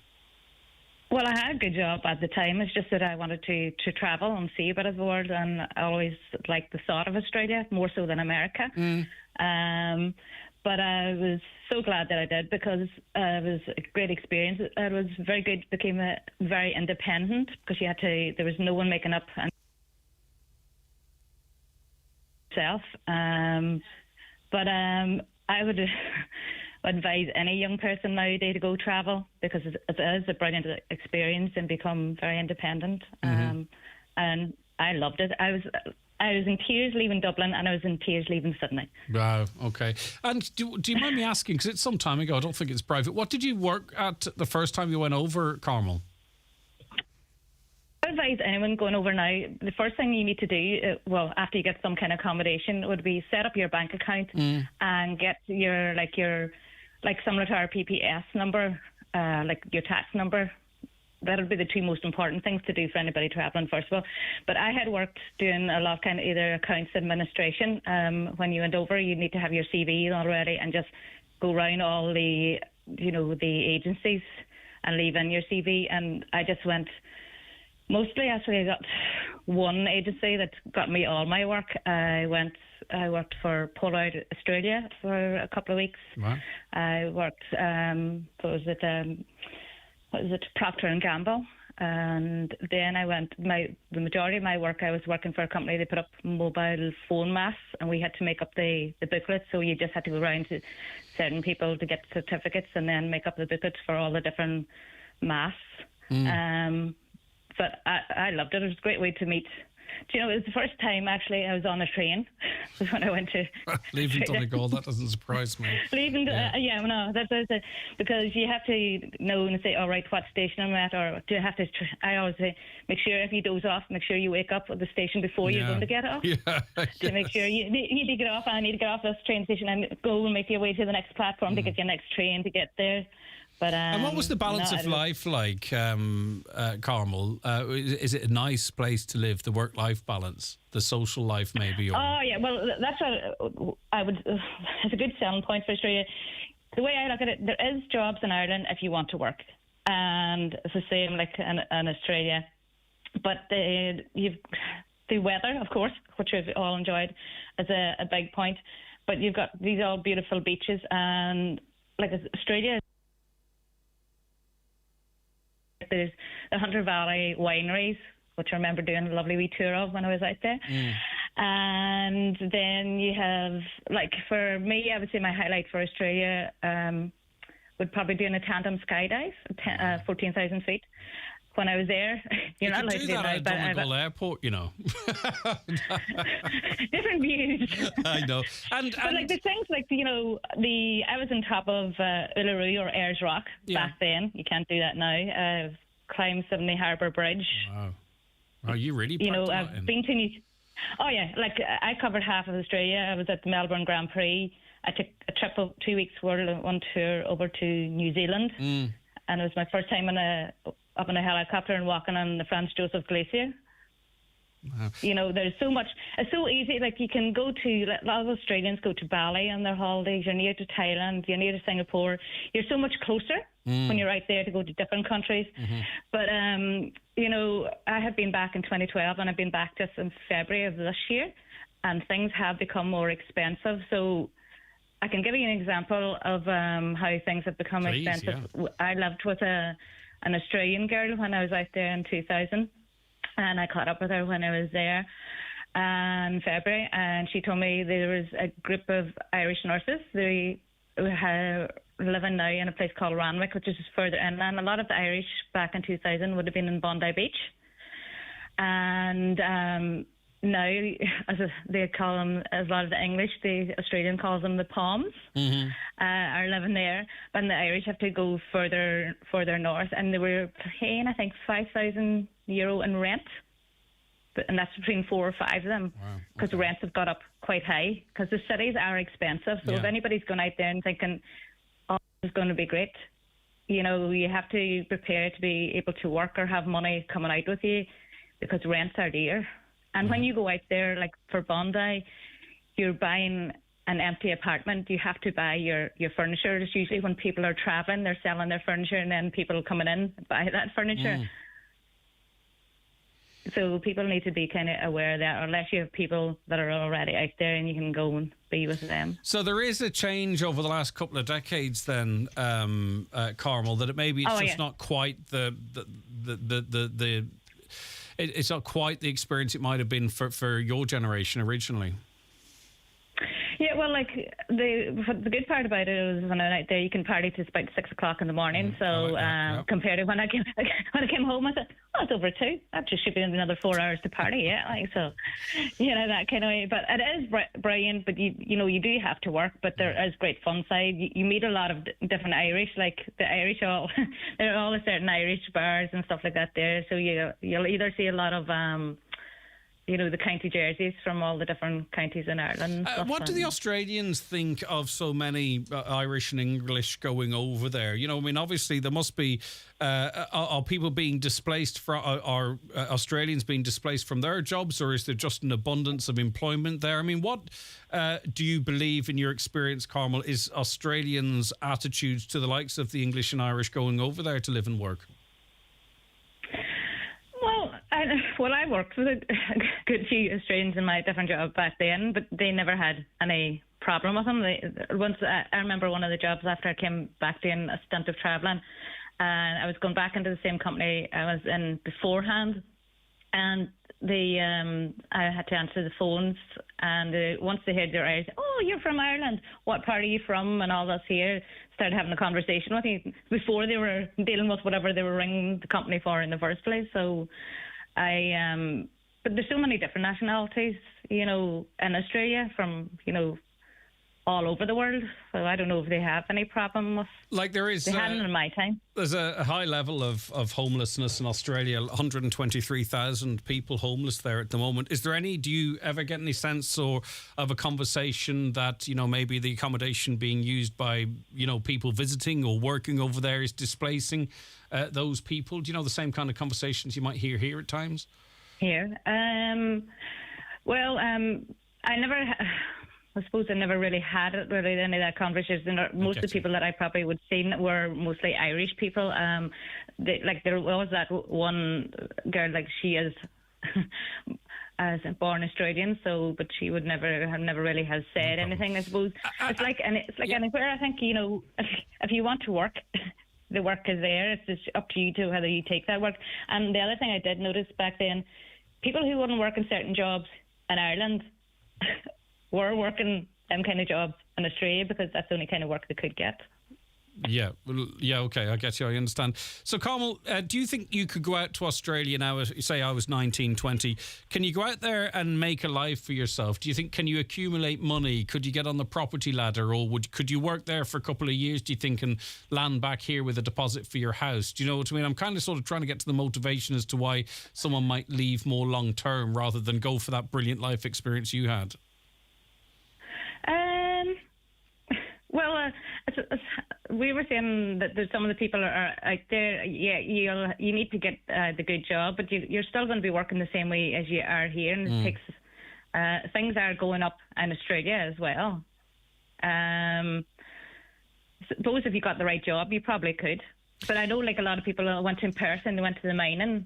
And there were plenty of money in that, where you work say 3 weeks and then you're off. Yeah. It's hard. Yeah, it's hard work. Exactly. So you have to do the hard work. Otherwise, if you're in any of the cities, it's going to be expensive. So right. Listen, you cried leaving Dublin, you cried leaving Australia. You've seen both sides of it now, and you've seen it over a couple of decades with your return visits. Parking the brilliant life experience, becoming more independent, and growing as an individual. Just generally life, where one might settle. Where would you, ideally, if I could click my fingers, like to be? That's the first question. Then I'll do a follow-up question dependent on your answer, Carmel. Well, I would easily live in Australia. Okay.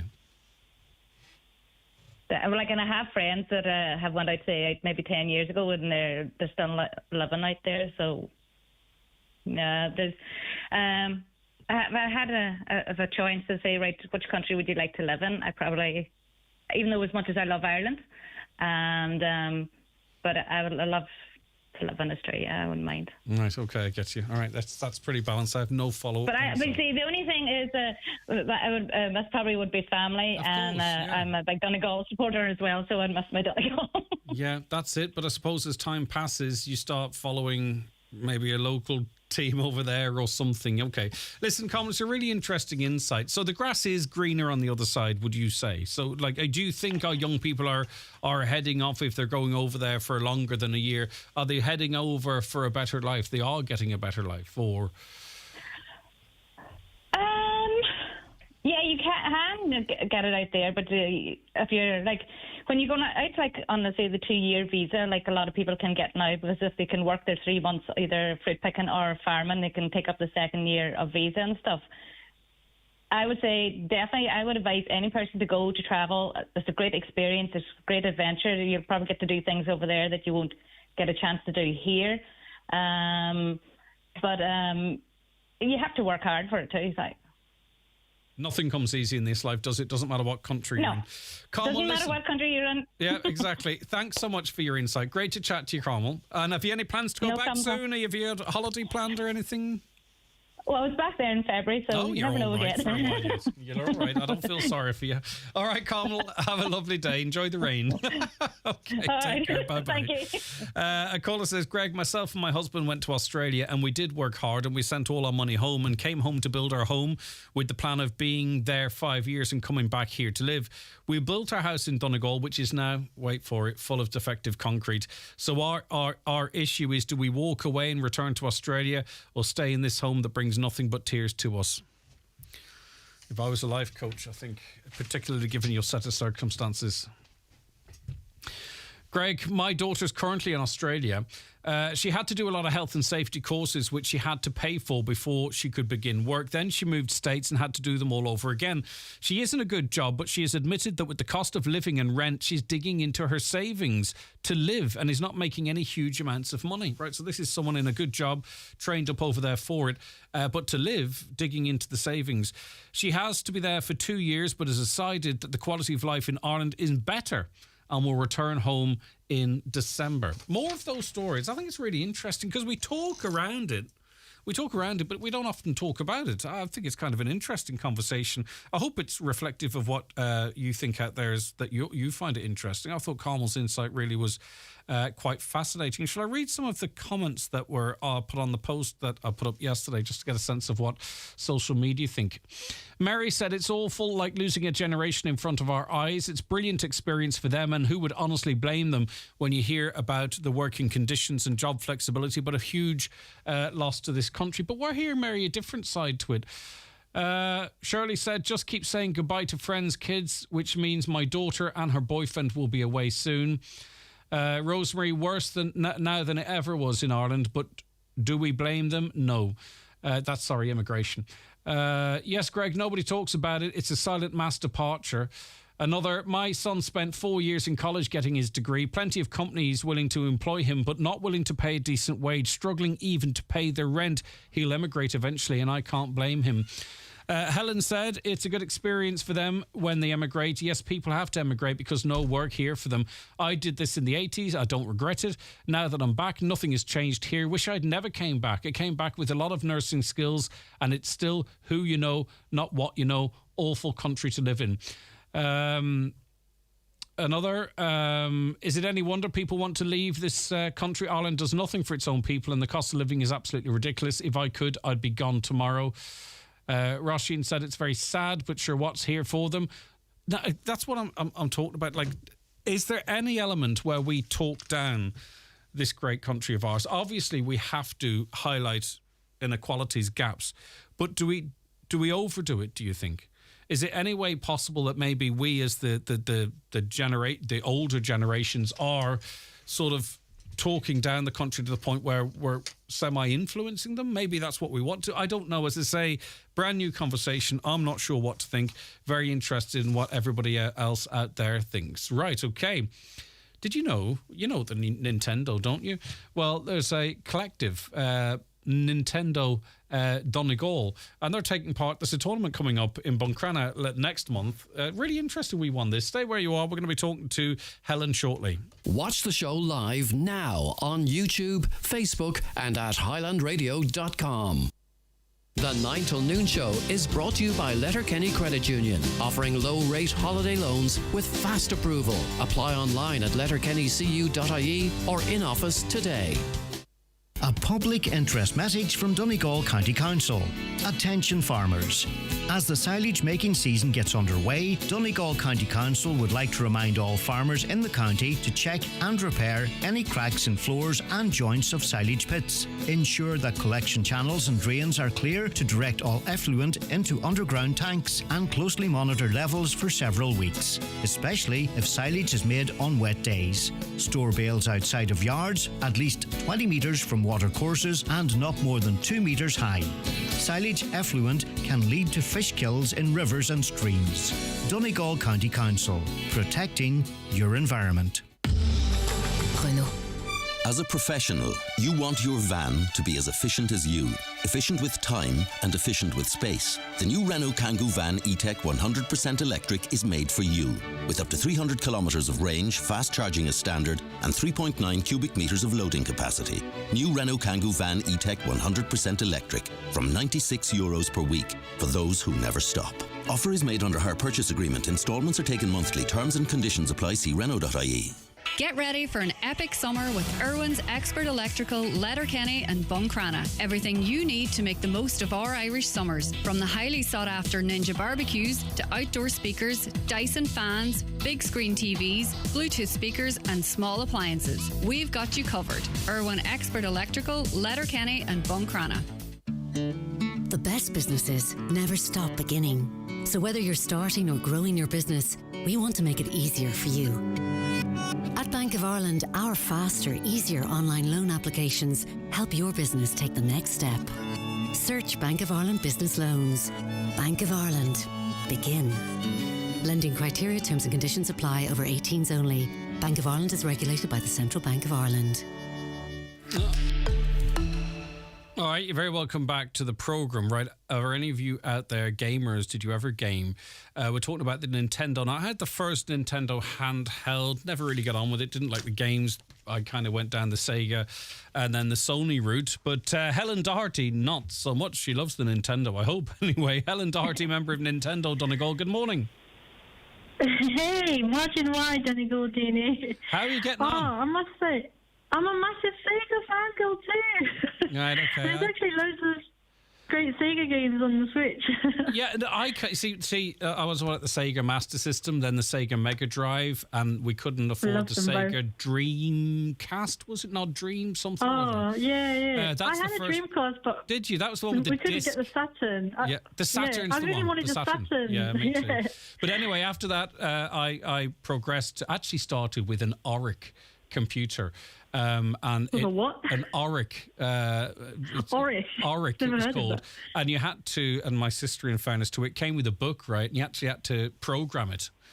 And you could make some version of Space Invaders, but if there was a power cut or you typed one line of code wrong, it didn't work. And in fairness to my sister, God rest her, she typed it for hours on end so we could play. But anyway, that was my kind of PlayStation type of person, never had an Xbox or whatever. So come here, talk to us about Nintendo Donegal. Okay, so Nintendo Donegal is a group for it was originally like for 3DS players. Now it's more for Switch players. It was founded in 2015 or 16, can't remember.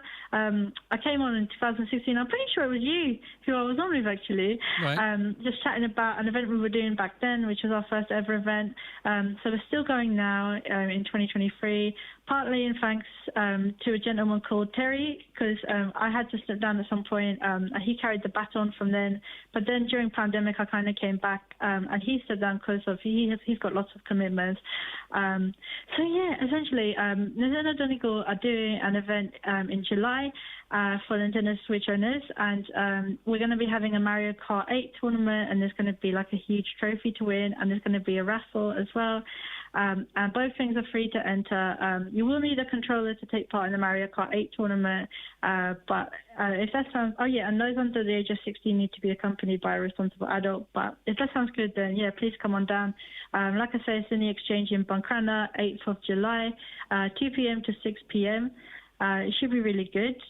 And so yeah, and let me ask you, how many do you think might turn up? Because I mean, obviously the Nintendo Switch is hugely popular, and you know Mario Kart's one of the flagship games. I mean, do you have any idea how many people might actually turn up if the stars align? I wonder. Well, it's always like a Pandora's box. You never really know. At the moment, I think there's like 13 or 15 people RSVP'd on the event page. But I know the room, I think it can hold like 40 people, so I think we'll be all right for space. But yeah, just getting the word out. So anyone who's interested is, more than welcome to come along. And on the day itself, I'm not gonna have any expectations because sometimes it's best not to. And gosh, there could be hopefully it's up to like 30 or so. You never know. It's something really, really different. So, what are the prizes then? As you say, it's free to enter. I mean, listen, coming out on top, I think that's the actual best prize. If you were able to say you were the champion, let's just call it as it is. Exactly. But what is there any other incentives? Well, yeah, the top prize for the Mario Kart 8 tournament is this huge trophy. It's a Mario Kart. It's one of the trophies that you can get in the game, but obviously it's a physical version. And I don't think we'll be having a second prize for that, but for the raffle we'll be having lots of little plushies which can be won, and possibly maybe some chocolates and stuff like that. All right, okay. So get on to the Nintendo Donegal Facebook page. I think you'll have people of all ages taking part. It's going to be great fun. It's in the Exchange, Castle Avenue in Buncrana, and it is on July 8th, and it runs between... what times did you say there? I have them here in front of me. I don't. 2 to 4 p.m. There's a raffle also on the day. 2 to 4. Sorry. Yeah. No, it was 2 to 4. Sorry, I made a mistake earlier. Did you? I said 2 till 6.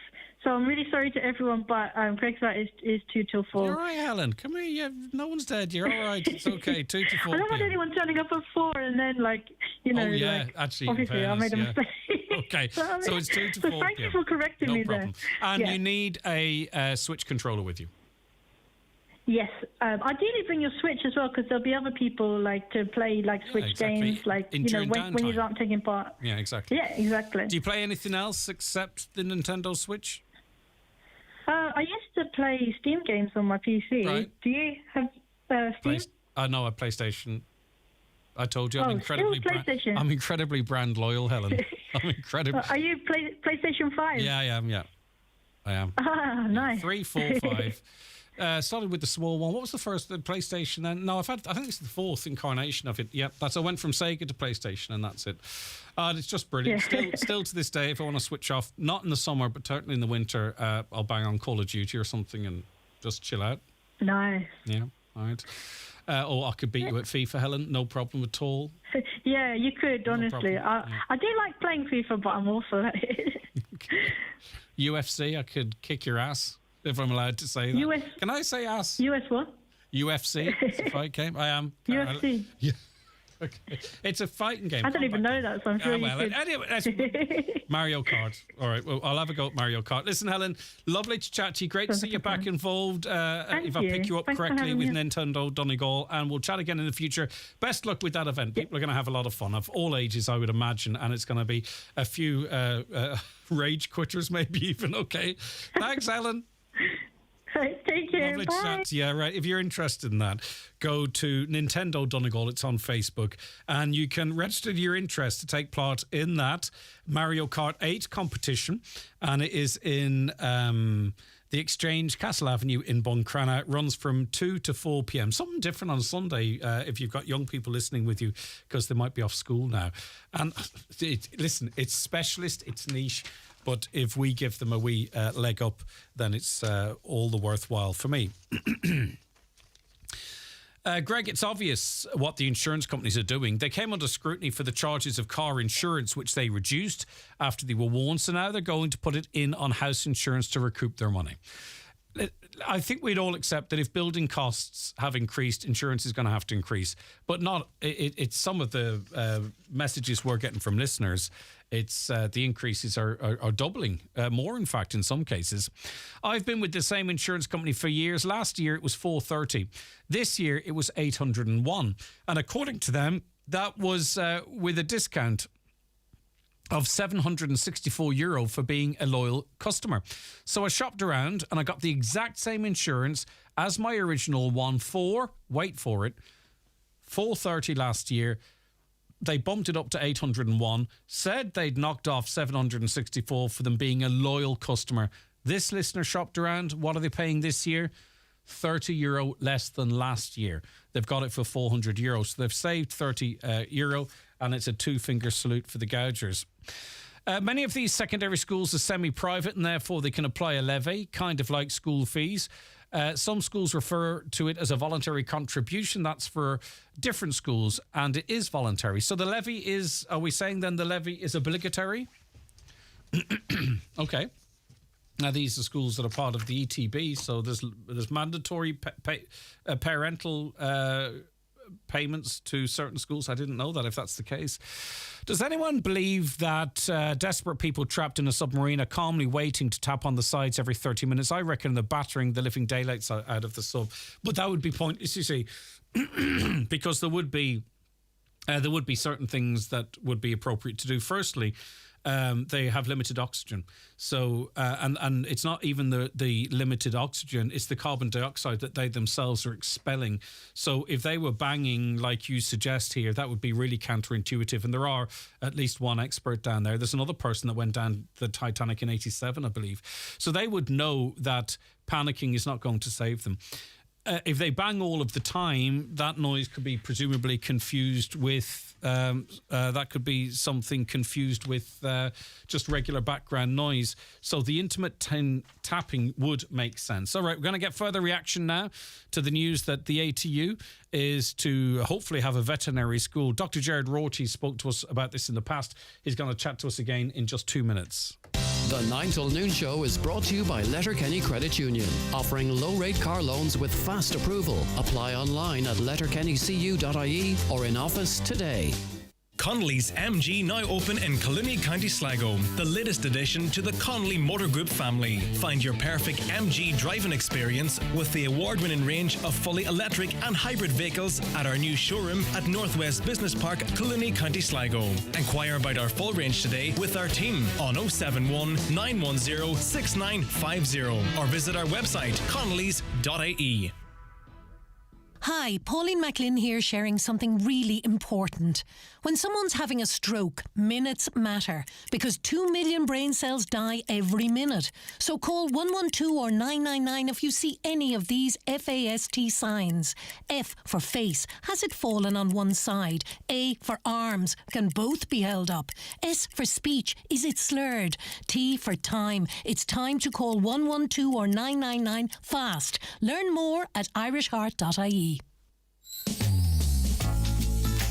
McCullough Jewellers in Letterkenny are synonymous with fine jewellery, quality watches and giftware. With stores at Main Street, Letterkenny and the Letterkenny Shopping Centre or online at ormccullough.com. You can choose from their quality product range in a relaxed atmosphere, and their sales staff will be happy to help you make the right choice, whatever the occasion. McCullough Jewellers, making moments magical for generations. Jake's famous All-American Burgers has crossed the Atlantic and is now in Kelly's American Roadside Diner. Always tasty, always fresh, and so damn satisfying. Call in now for a taste of Southern hospitality at Kelly's American Roadside Diner. So as we were talking about earlier, the government has cleared the way for 3 new vet schools as part of a package that promises up to 1,300 extra college places a year in healthcare and veterinary. The University of Limerick, Atlantic Technological University and South East Technology University have been approved to open vet schools, which will treble the intake of student vets nationally. This has been a call from Dr. Gerard Rorty, who I presume, Gerard, I presume you very much welcome this news. And we heard from the head of the ATU earlier on that they would hope with everything happening as it should to be able to be taking in students in September late 2025. This is fantastic news, absolutely fantastic news. I mean, us in the Veterinary Working Group have been working and lobbying for the last 10 years to try and achieve a situation where you don't have kids going out to Eastern Europe to try and study veterinary. Never in our wildest dreams could we have anticipated that we would get what we were looking for, which was the capacity to produce our own vets. So nationally and as a vet, I totally welcome it. But as a Donegal man, this is absolutely incredible. I listened to Dr. Orla Flynn earlier. She was brilliant and she was really, really good. But, you know, the average person, the average punter doesn't actually realise this is like Donegal won on the All-Ireland. We have moved from being sort of like Finn Harps playing in the League of Ireland to now having a university that's a Champions League, because a veterinary faculty is probably the hardest faculty to run and to deliver for any university. So such a vote of confidence to to realise now that on our own doorstep we're going to have a veterinary faculty. The next step now is we need our dental faculty, a medical faculty. We need to stand back and look, and as Dr. Orla Flynn pointed out, we suffer economically without the university. We suffered because Derry didn't get the university in the 60s, and that's the reason the median income in Donegal is only half of that of Dún Laoghaire Rathdown. That's the reason that the income west of the Bann in Northern Ireland is a total disaster, because Derry doesn't have a university, and unfortunately the politics in there, they're not going to get the places. And the sad thing is with healthcare, when healthcare sciences moved from Coleraine to Derry, what happened? Stormont actually halved the amount of training places. So for the average person out there that don't actually realise what this means, and this is what I've got to get across, this is actually the day now when Donegal Atlantic Technological University takes its place with the Bristols, the Edinburghs, the Cambridges, or the Oxfords. It's an incredible thing for Donegal. Wow. Okay. And I'm trying to reflect on our last conversation, Dr. Rorty, and I seem to remember frustration, a lack of common sense. Is that a correct characterisation of how you were feeling, and is this why there is such relief and welcome of this announcement today? We are absolutely over the moon, and listen, I have zero political ties one way or the other, but the reality is the Minister for Agriculture delivered this. He delivered it nationally, he delivered it locally. He listened to us, he listened to the farming bodies, he went into Cabinet, he fought particularly for Donegal. It was fascinating because I talked to the guys in Limerick and the guys in Waterford, and they says, your man in Donegal says that if Letterkenny doesn't get a vet school, nobody's getting a vet school. And I mean, it's absolutely fantastic because geographically now it totally makes sense. Waterford has one, Dublin has one, Letterkenny has one, and the reality is the future for education and third level education for the whole north and northwest is going to be based out of Letterkenny to compensate, as I said, for the inadequacy that we have in Northern Ireland. So, I mean, we reflect back on the late Donogh O'Malley and the late Neil T. Blaney that bought the regional college originally to Letterkenny, and the vision that they have. And as I said, we've followed up with the Minister for Agriculture now delivering this absolutely platinum gold star course to come to the town. All right, I'll put the same question to you as I did, Dr. Flynn. Do you think we'll see less people now feel they have to go to the likes of Poland to continue their studies? And do you think we'll see more people going, right, okay, this is a career option for me now that I can do it here in this locality or that locality? Of course we will, because that's the reason we in the lobbying group have been lobbying for 10 years, is to stop kids having to go out to Eastern Europe. But more importantly, and this is really important for Donegal, I mean, the costs of going down to Dublin to train in UCD vet school is phenomenal. Thank God costs in Donegal are an awful lot less. So we're going to be producing an awful lot more vets locally. But the knock-on effect, and I think this has to be emphasised, is the world's the oyster now for ATU. I definitely think the next thing we need to look at is a medical faculty and a dental faculty. I mean, something I haven't said on the show before, but I've been saying it over and over again, is the World Health Organization says it is immoral and unethical to do what we do in Letterkenny General Hospital. So just I'll run that past you again. World Health Organization says it's immoral and unethical to be poaching doctors that are foreign trained from their countries that need them. Yep. So we're sitting in the Western developed world. We are only after Israel as a country that steals doctors from developing countries. We're sitting at taking in 40%. Pakistan needs 200,000 doctors.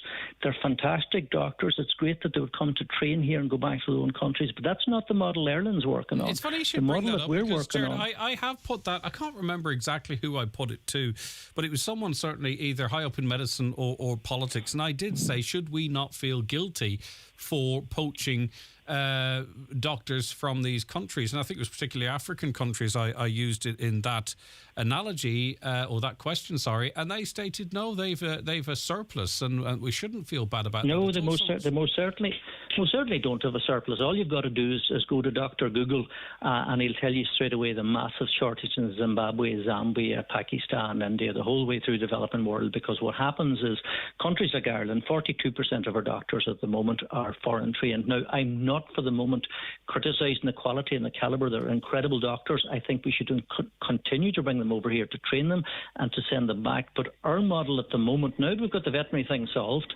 and thank God I think we've the dental problem solved as well. welcome the new dental school going into the Royal College in Dublin, because we have a massive shortage of dentists as well.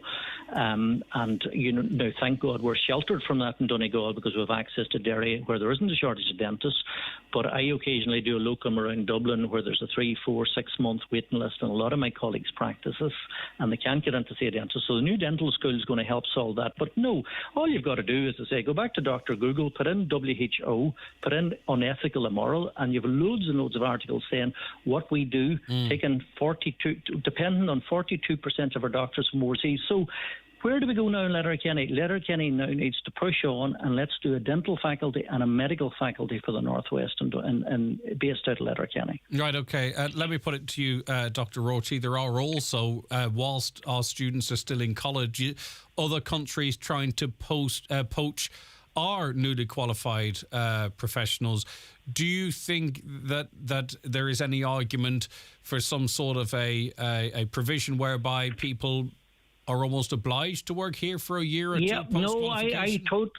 I totally agree. So there's a great analogy, for example, where I've worked in South Africa, a model there whereby you're committed to give a handful of years back.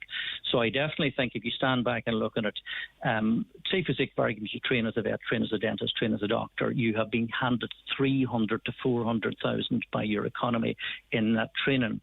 So there's an argument that you have golden handcuffs, and what you say is those people have to give. The NHS uses it in England, training physiotherapists, radiographers, you've got to give 2 or 3 years back.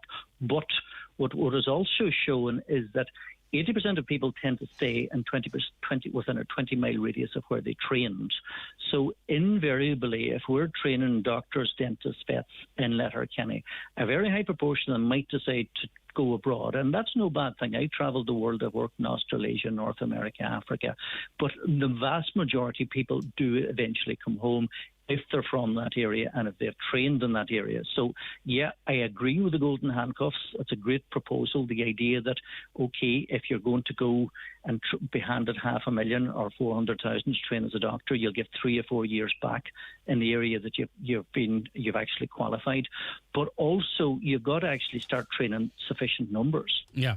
Exactly. So, as you say, a percentage will always hang about. Okay, Dr. Gerard Roche, what a welcome to it in educational terms, or even beyond that, and like winning the All-Ireland. You know, and as I say, people probably don't actually realise. I think, right, 40 places. What's the impact of 40 places in the economy in Donegal? It's not just that. It's the fact that it's a veterinary faculty. So, as I said, it shows that the people, the powers that be in education, are saying to the ATU, we have such confidence in you that you can run the most difficult course that there is to run.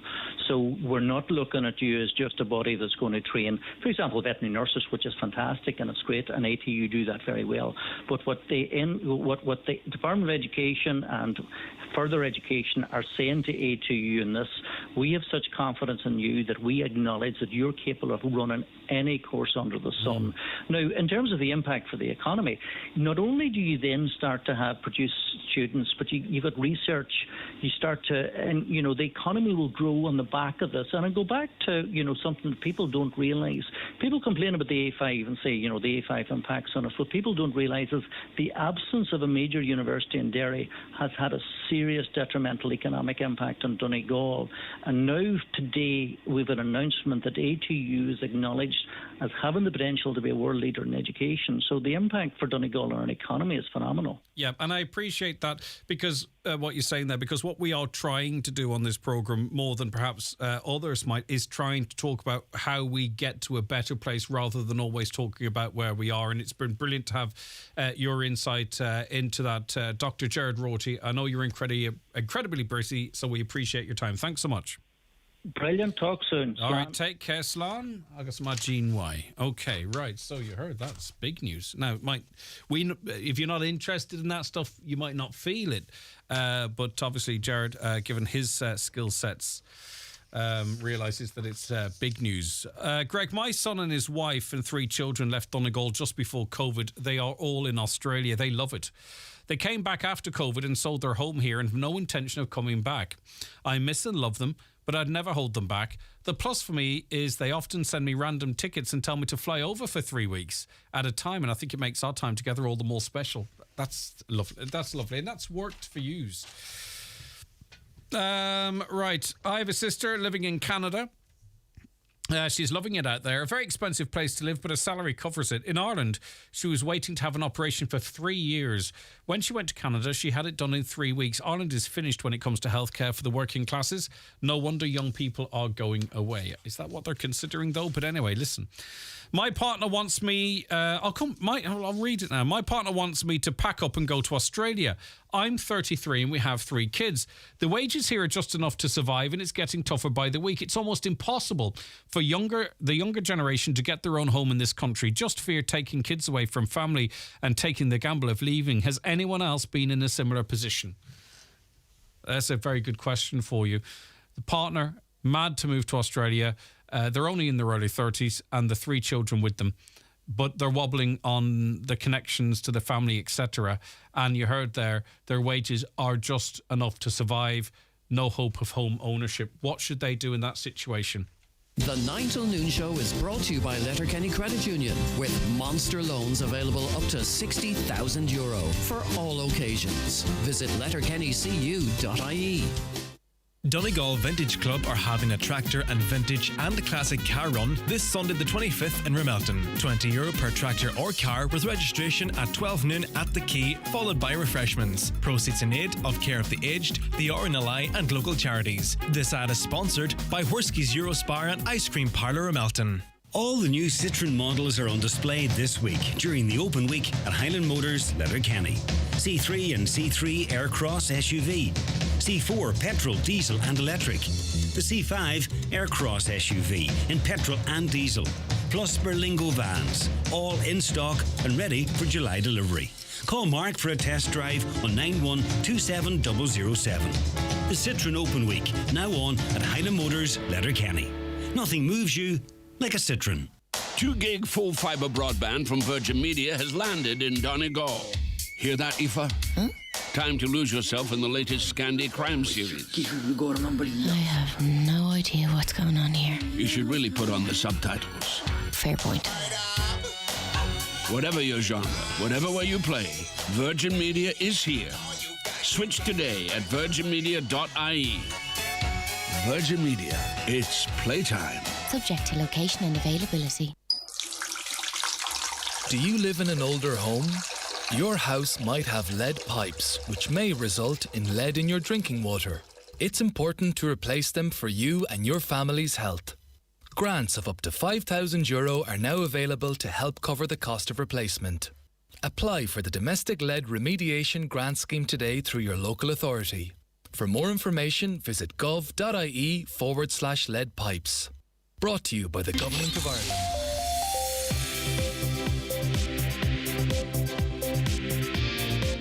Watch the show live now on YouTube, Facebook and at highlandradio.com. All right, good morning, everyone. It is still the 9 till noon show. Another busy hour on the way. Stay right where you are. We're going to be talking about planning your funeral. We're going to be talking business use, that and so much more besides. And getting to your comments as well. Loads of you messaging in on the various issues of the day. Right, 11 bells. Let's take a news update. Good morning, Michaela Clark. Thanks, Greg. Good morning. The Dáil has been told that bureaucracy is costing schools thousands of euro because they are not being supported when they take in children from asylum seeker and refugee families. Deputy Padraig McLaughlin told the Dáil this morning that schools are being penalised for nurturing and supporting children. The government has cleared the way for 3 new vet schools as part of a package of 1,300 new college places each year in healthcare, pharmacy and veterinary courses. The ATU is one of 3 colleges identified as the location for a vet school. The Department of Enterprise will meet supermarket bosses again this morning to discuss food prices. It follows the publication of new research from the Consumer and Competition Protection Commission, which found there's no evidence of intentional excessive pricing by grocery stores. Sláintecare has committed to fund an extension to a first-of-its-kind virtual ward for people with COPD in Donegal.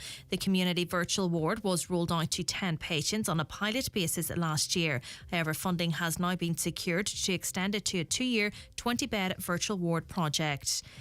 The Cathaoirleach of the Glenties Municipal District fears there's the potential for criminals to exploit the lack of Garda resources in Donegal. The need for more Garda vehicles and personnel for the county has long been a cause for concern and has been raised with Garda Commissioner Drew Harris.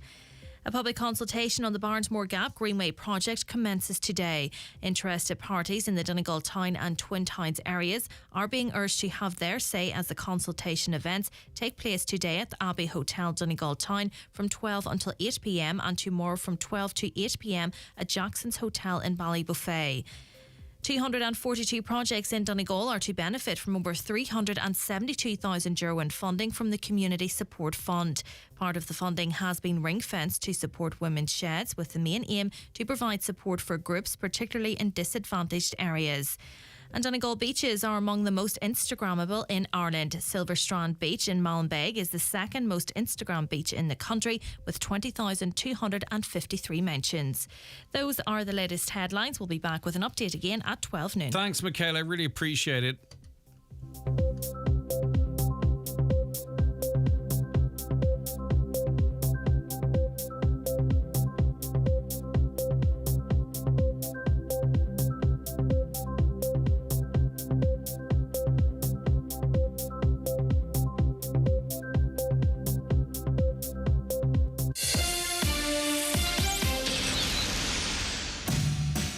Post, we believe in giving you more power over how you bank. That's why AIB and Bank of Ireland customers can now lodge and withdraw money at any of our 900 post offices across Ireland 6 days a week. That's right, your bank is in your post office for personal and business banking alike, meaning you can bank wherever you live or work. Visit your local post office or onpost.com/everydaybanking. On Post, your money for your world. Allied Irish Banks plc and Bank of Ireland are regulated by the Central Bank of Ireland. Okay, you're very welcome back to the programme. Now, Wellness Wednesday, we're going to talk about a new Irish business which is helping to take the stress out of funeral arrangements by bringing the wishes of the deceased more clearly into picture. We have to talk about it because the old saying goes, there's only two guarantees in life: death and taxes. Neither are great fun. Let's be honest about that. Right, Anya Tuffy is manager of My Farewell Wishes. Good morning to you. Thanks for joining us. Thank you. And also in studio with me is Sean Murphy of Inishowen Funeral Services. Hi, Sean. Thank you. Right. I think often presenters, when they start talking about death, planning your death, funerals, the default position is we're not really good at talking about death. Do you think that's the case, Anya? Or do we really are so busy with life that we just don't have time to talk about death? I think it can often depend on the age of the person. Younger people, I'm including myself in that, but younger people don't... Are you including me and Sean? Well, I think I know Sean's the same age as because I went to school with him. That's okay then. But yeah, I think people of our age don't necessarily want to talk about it because it feels like it's so far in the future for us. But yet our parents are often people who want to talk about that, who are organised and who want to make their wishes known and just plan ahead. But in other areas of life, like say for instance organ donation, right? You know, we're challenged to think about that regardless of what age we are, because life is fleeting and we never know what might happen, or even preparing a will. But we're not great at either of that, are we? So maybe we aren't really too prepared to sort of contemplate our passing. It can be a tough subject to think about, and as you said, it's something that's guaranteed to happen to all of us. But we like to think that we'll go off in our sleep when we're well into our 80s, and that we don't want to have to think about something like that. Yeah. Okay. What's your view, Sean? Yeah, I think it's a great idea. What this My Farewell Wishes is. You see a lot of handlings with families. What did Mammy want? And fleece, you can have your wishes there and writing. And it's a lot easier for the funeral director on my behalf that we know what they want. Yeah. Whereas you can have different scenarios. Families have nobody belonging to them. They want to know their wishes are going to be carried forward. And I think it's a way forward. Yeah, because in that moment, if there's a number of siblings, people have their own different relationships, people have their own way of grieving, and people have their own interpretation of the wishes of a deceased person. Yes, that's correct, yeah. A lot of different scenarios. Like you could have a family with maybe somebody with special needs, and the family has nobody else to look after their wishes, and they know when their time's gone that there'll be somebody to look after their siblings, as well as everything else. Yeah, and it settles, and as you say, there's no end of scenarios. Yeah. One could be a partner. Yes. Their view could be at odds with a brother or sister or mum or dad. Exactly. And I don't think any of us would want to leave behind us that uncertainty. Yes. When people are in the throes of grief at the same time as well. Correct, yeah. Right, tell us how this works then, Anya. So My Farewell Wishes was set up. We started looking into this 2 years ago.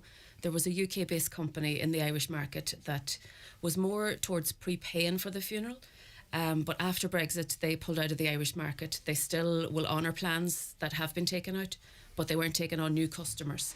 So I actually work for a funeral director ourselves, and we have a service company where we provide different consultancy services to funeral directors. And several of them came to us and asked us, what can we do now? Where can we go? Is there anything else? So we decided to investigate setting this up. So it took 2 years to investigate and to set up, and €100,000 worth of investment and legal fees, etc., just to set up the trust fund. So My Farewell Wishes works. We want to focus though on the wishes rather than the payment, because that's really where we think a lot of people are more interested in. They have... This country's a little bit more complicated. Like someone might have a credit union loan, for an example, and I think most credit unions have... they have some contribution to or whatever. I'm just trying to give examples. I think just this market, it just is, people, I don't know if we're really prepared to start prepaying for our funerals. Maybe that's what your research found. Certain people now would like to put away some money towards it, but we definitely found that the wishes was what was more important to people, making sure that their wishes were carried out and to take some of the burden off their families when the time comes. There's pre-planning and then there's at need when someone has passed away. And we estimate that in the first meeting with the funeral director, there can be up to 50 questions. And Sean would agree with that. And we'll get into that, but I presume what this does is post someone's passing, rather than two other parties that might have different points of view. So there's a third voice in there, and that is the voice of the deceased. Now, obviously, these wishes, I presume, aren't legally binding, but they're part of that conversation now, even after their passing, which I think is really critical in resolving any, not necessarily conflict, but any disagreement or conflict of opinion. That's it, and it just makes it a little bit easier for people as well, for a family.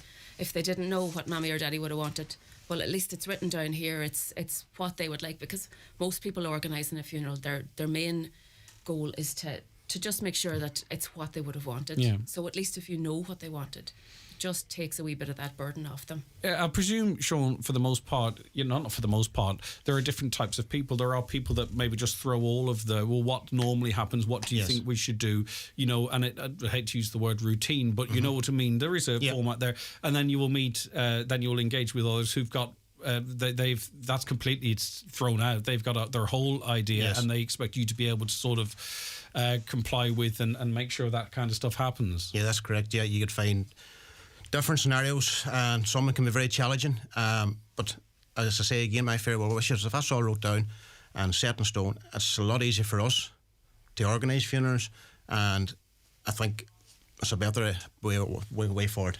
Right, so how does it work then? Say it was I was going to engage with the service. So who do I meet? You? Do I meet Sean? You can meet either. You can get in touch with Sean or ourselves.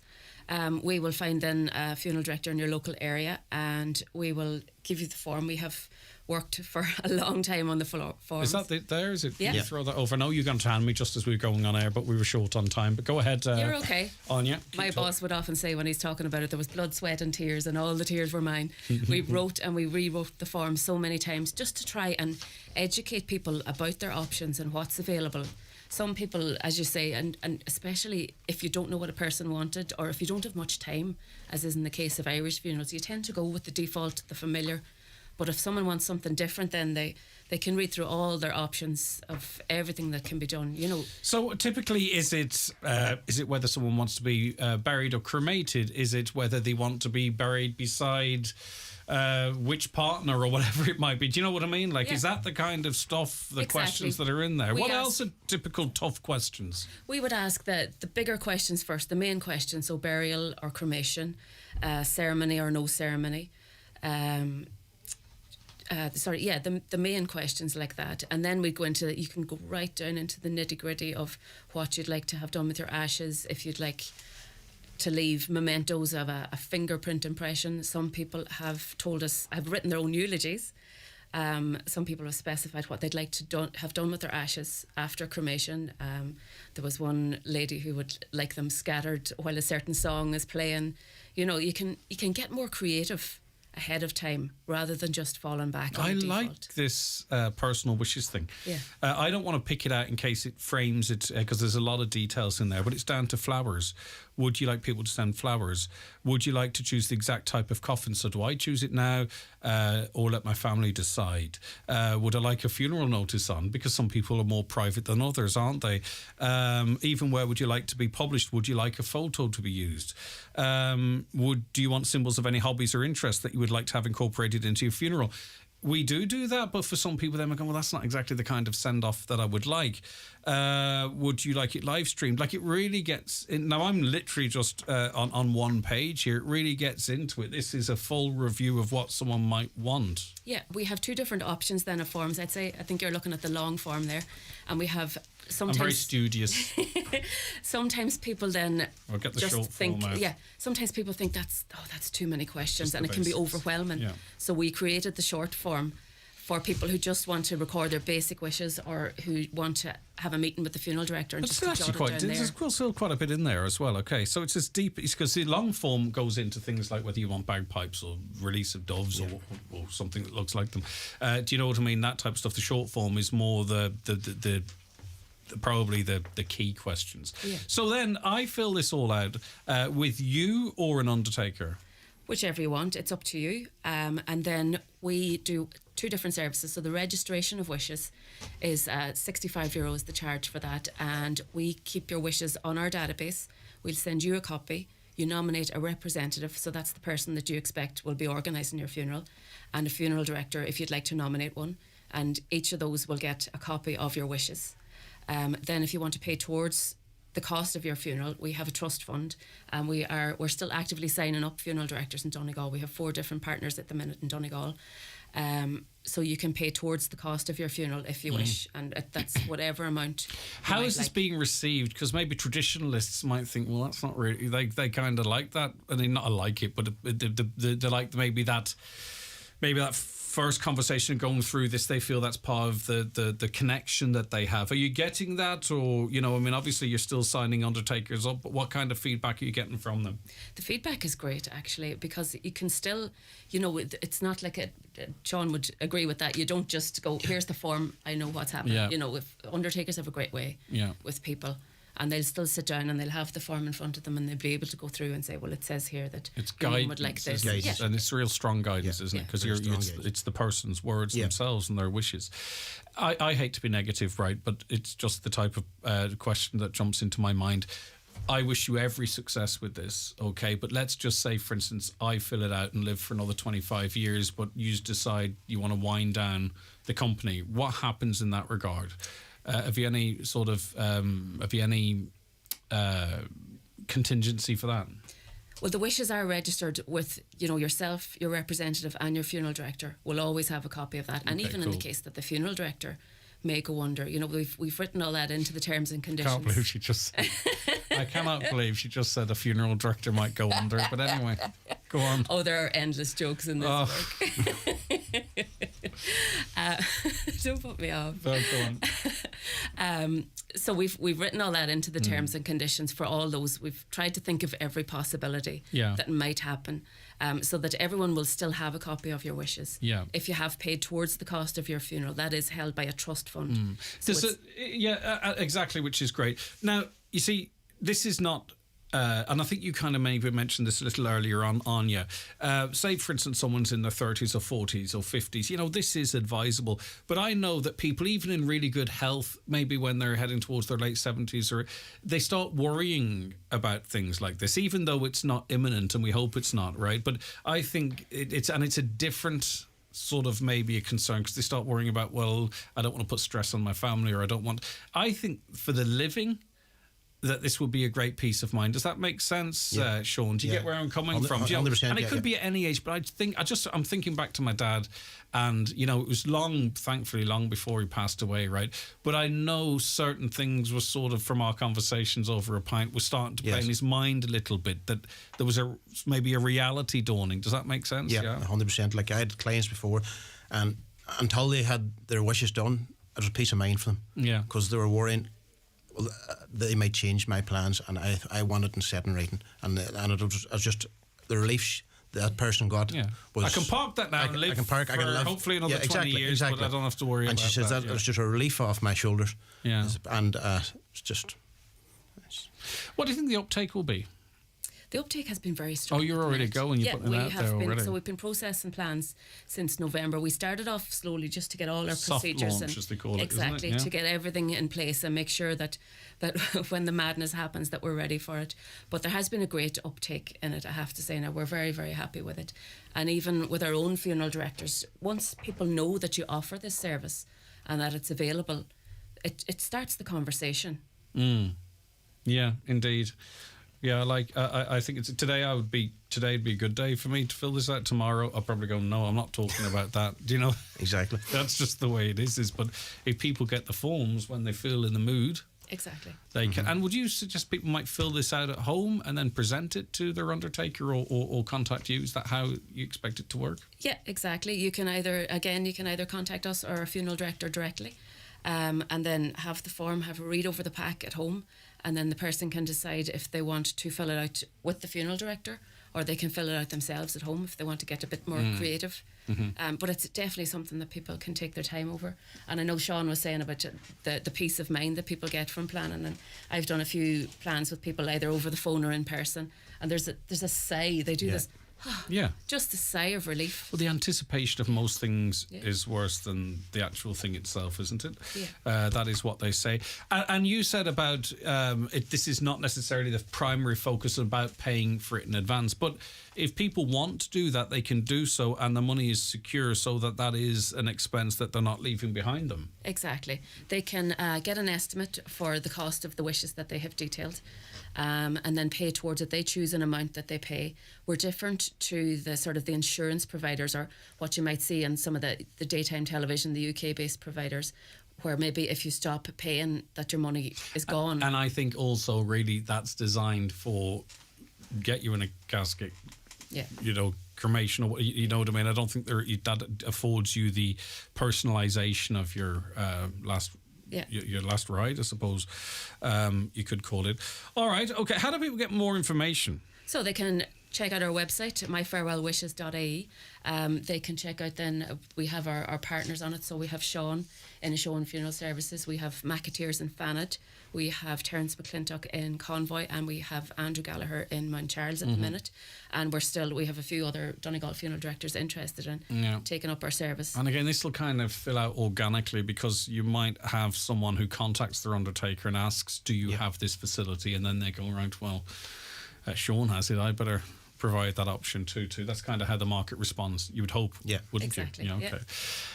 It's really very interesting. How do people get their hands on this booklet?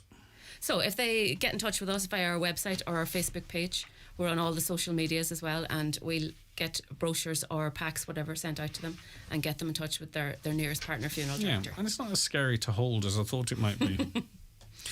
I already know my wishes and they are simple. I'm not sure what I want, or I want to know more, or have detailed wishes. Those are I think you're covering all bases there, and then you take people through that process. Right. So are we getting better about talking about death? Or, as I say, I'll finish with the question we started. Maybe we're already quite comfortable about it. Yeah, I think the younger generation are more willing to talk about it. And they're more curious too, is what I find. They'll ask questions that their parents wouldn't have asked. They'll ask more. They want to know what happens maybe behind the scenes, or how things happen, rather than maybe the generation before that were afraid. Oh, don't talk about that. They didn't want to talk about the finer details of what happens. But younger people are much more interested, and that's one route that we would like to go down next, is to educate people on all aspects of funerals and what's available in a tasteful way too, though. Okay. And there's no need for any red flag element to this, is there, just in case someone is planning their passing. We do have a code of conduct Yeah. In the funeral director terms and conditions that says, you know, if you feel that there's a person that maybe there's just something not adding up here, that a Yeah. person maybe isn't It's not done for in the exactly best place, the- yeah, that okay. that you know, Very good. just You've to be thought of very gentle everything. with them. Brilliant. Okay, that's brilliant. Sorry for asking that. No, Well, no, you know it's yourself. I just think it's important. Yeah. Anything else? Either of you want anything else? Either of you want to add? No. I think we covered it all, didn't I we? think we're good, yeah. All right. Anya Tuffy, manager of My Farewell Wishes, and Sean Murphy of Inishowen Funeral Services. Both of you, thank you very much. Thank you. It's been an interesting conversation. All right. We'll be back with more shortly. The county's #1 talk show, The 9 till Noon Show on Highland Radio. The 9 till Noon Show with Letterkenny Credit Union. Simplify your debts with a debt consolidation loan from Letterkenny Credit Union. Call us on 074 910 2126 or apply online via our app or in office today. Are you worried about trees on your property? Northwest Forestry Services Ballybuffet are fully insured and have over 40 years experience in dangerous tree removal, tree felling, surgery and stump grinding. For peace of mind, call Northwest Forest Services Ballybuffet for a no obligation quotation on 913233. All you need to make your house a home at Patterson's The Halliford. From garden furniture to kitchens, sofas and dining sets, all under one roof. Need a new mattress? Why not visit our sleep centre on the first floor? With a large range of quality beds and mattresses in stock and ready for collection or delivery. Relax in our coffee shop serving hot lunches daily. Open Monday to Saturday, 9 a.m. to 5:30 p.m. Patterson's Kitchens and Interiors, The Halliford. At Heron Auto Opel, we're a full type of people, which is how we come up with the Opel 50/50 finance offer. Choose from the Opel Crossland, Corsa or Mokka. Select your flexible payment option, pair it with 3 years free servicing and meet your new other half. Discover more about Opel's 50/50 offer at the Opel Open Road event. See heronopel.ie for details. Finance is provided by way of a consumer hire purchase agreement by Bank of Ireland Finance. Lending criteria and conditions apply over 18s only. Ownership remains with Bank of Ireland until the final payment is made. Bank of Ireland trading as of Bank of Ireland Finance is regulated by the Central Bank of Ireland. Foyleside, at the centre of more for your euro, with great value gifts. So it's worth making the journey wherever you live. With convenient parking, late nights and all your favourite brands, you're better off shopping at Foyleside. See foyleside.co.uk. Highland Radio time checks with Expressway. Travel Route 32 from Letterkenny to Dublin when you book online and travel for less. Expressway, bringing you the time at... The time's 24 minutes past 9, so a lot of people following very closely the missing submarine, and there are developments ongoing. Banging has been heard. They believe it is done in an organised fashion. This is the missing Titanic sub, by the way. So more search help has arrived after that banging sound heard in the Titanic sub. Martin Phillips is an author and journalist at Martin Phillips Media and joins us on the programme now. Martin, thank you very much for your time. I appreciate it greatly. You're very welcome, Greg. Before we talk about this ongoing search, what's been your experience of deep diving in a sub? So I dived down to Titanic back in 2001 in a 3-man Russian sub. So I know something of the experience, but none of the terror that they would be going through now. Yes. Good to hear that there may be some development. What is it like? It's a long descent, isn't it? I imagine it's claustrophobic, and you have to go in with your eyes wide open because it is incredibly dangerous. What was your experience like? So we were informed in no uncertain terms beforehand of some of the dangers. It's an oxygen-enriched atmosphere in the pressurized sub, so danger of fire. So we're in fire retardant overalls. And the main thing is the pressure. I mean, it's 380 atmospheres at 5,500 pounds per square inch down there. So you are relying on the strength of the submersible because any slight defect and you could just implode. That was all spelt out to us. And then when the hatch shuts and you're starting to sink, it's a little nerve-wracking when you consider where you're going. Yeah, and you descended, you saw the wreck, and very thankfully you ascended and are safe, because we're talking to you right now. On reflection, and perhaps maybe parking this story to one side for a moment, overall, was it worth it to you? Do you reflect and go saying, right, I did the right thing? Or do you sort of feel, right, I got away with that, perhaps it wasn't quite worth it? No, absolutely. I'd do it again. It's the most incredible experience, a once in a lifetime opportunity that so few people get a chance to do. And I totally understand the driving force behind the 5 who have dived down to Titanic on this expedition. Yeah, and I hope it's not inappropriate in me asking this, but once you did descend, and this is what drew these people to this, what did you witness? Can you describe visually what it was like to be at that depth, looking at this? Everyone knows what the Titanic is, this truly historic, piece of history. Like, how clear was it, and what was it like for you? Quite breathtaking. We sunk, as you said, for 2 hours like a stone in pitch darkness, with just a sort of echoing ping of the sonar, and then when we reached the seabed, our Russian pilot put on the lights to sort of illuminate a sort of lunar-like landscape. But we motored across the sand for a very short while before we came against a wall of black, which I didn't appreciate at the time was Titanic, but obviously the pilot knew. We rose, and then suddenly, within arm's length of where I was, looking through a 7-inch thick porthole, was the bow rail of Titanic. No. Just astonishing. And then to travel over this, the wreck, look inside the captain's cabin because the wall's fallen in. I knew all the stories of Titanic, and here's history unfolding in front of me. Difficult to grasp the reality of it, I would imagine. It's otherworldly. Yeah. Just astonishing and so haunting to look through. Some of the wreck is covered in rusticles where bacteria are eating the metal, but they're like tears crying down the sides of the windows, and you just wonder about what went on behind those windows. It's a truly extraordinary experience. And do you get a sense that this is the resting place for a lot of people? This is their cemetery, so to speak.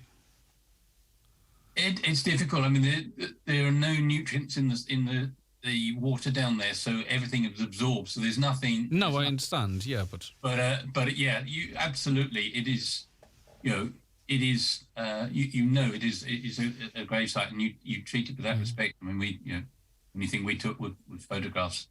I suppose just in terms of the plight of the 5 at the moment, and it's ongoing, and if this banging turns out to be them, and it would make great sense to conserve energy and only do it intermittently, and there is sort of precedent for that, so they're sending a message. So that would suggest there could have been a motor failure or something, and they could well be still alive in this sub. Would it likely have sunken to the floor of the ocean, would you say, Martin? I would think so. When we dived, as I say, we knew there was no one coming to rescue us in the event of an emergency, because no one else could get down that far. The only real recourse we had in an emergency was to drop the heavy battery, which was the ballast, and hope to float to the surface. I'm sure if that was an option, they would possibly have something similar now. Yes, I would expect them to be on the bottom, but I'm not familiar with all the technology of the latest submersible. No, of course. And the one thing that just that I couldn't get my head around, Martin, now obviously there's the depth and the distance and all that type of stuff, but I would have thought from a technological point of view that we would have developed a system whereby they would have beacons or distresses or something that might be able to identify where they are. Is that technologically not possible because of the depth of the water? Or, why should it be like searching for a needle in a haystack? I would have thought, because obviously your options are so limited, that all resources would be to make you more findable in the event of such a situation. You would guess so, but communication does remain the major problem. I mean, certainly when I dive, we were told that more people have been into space than have dived deep in the ocean.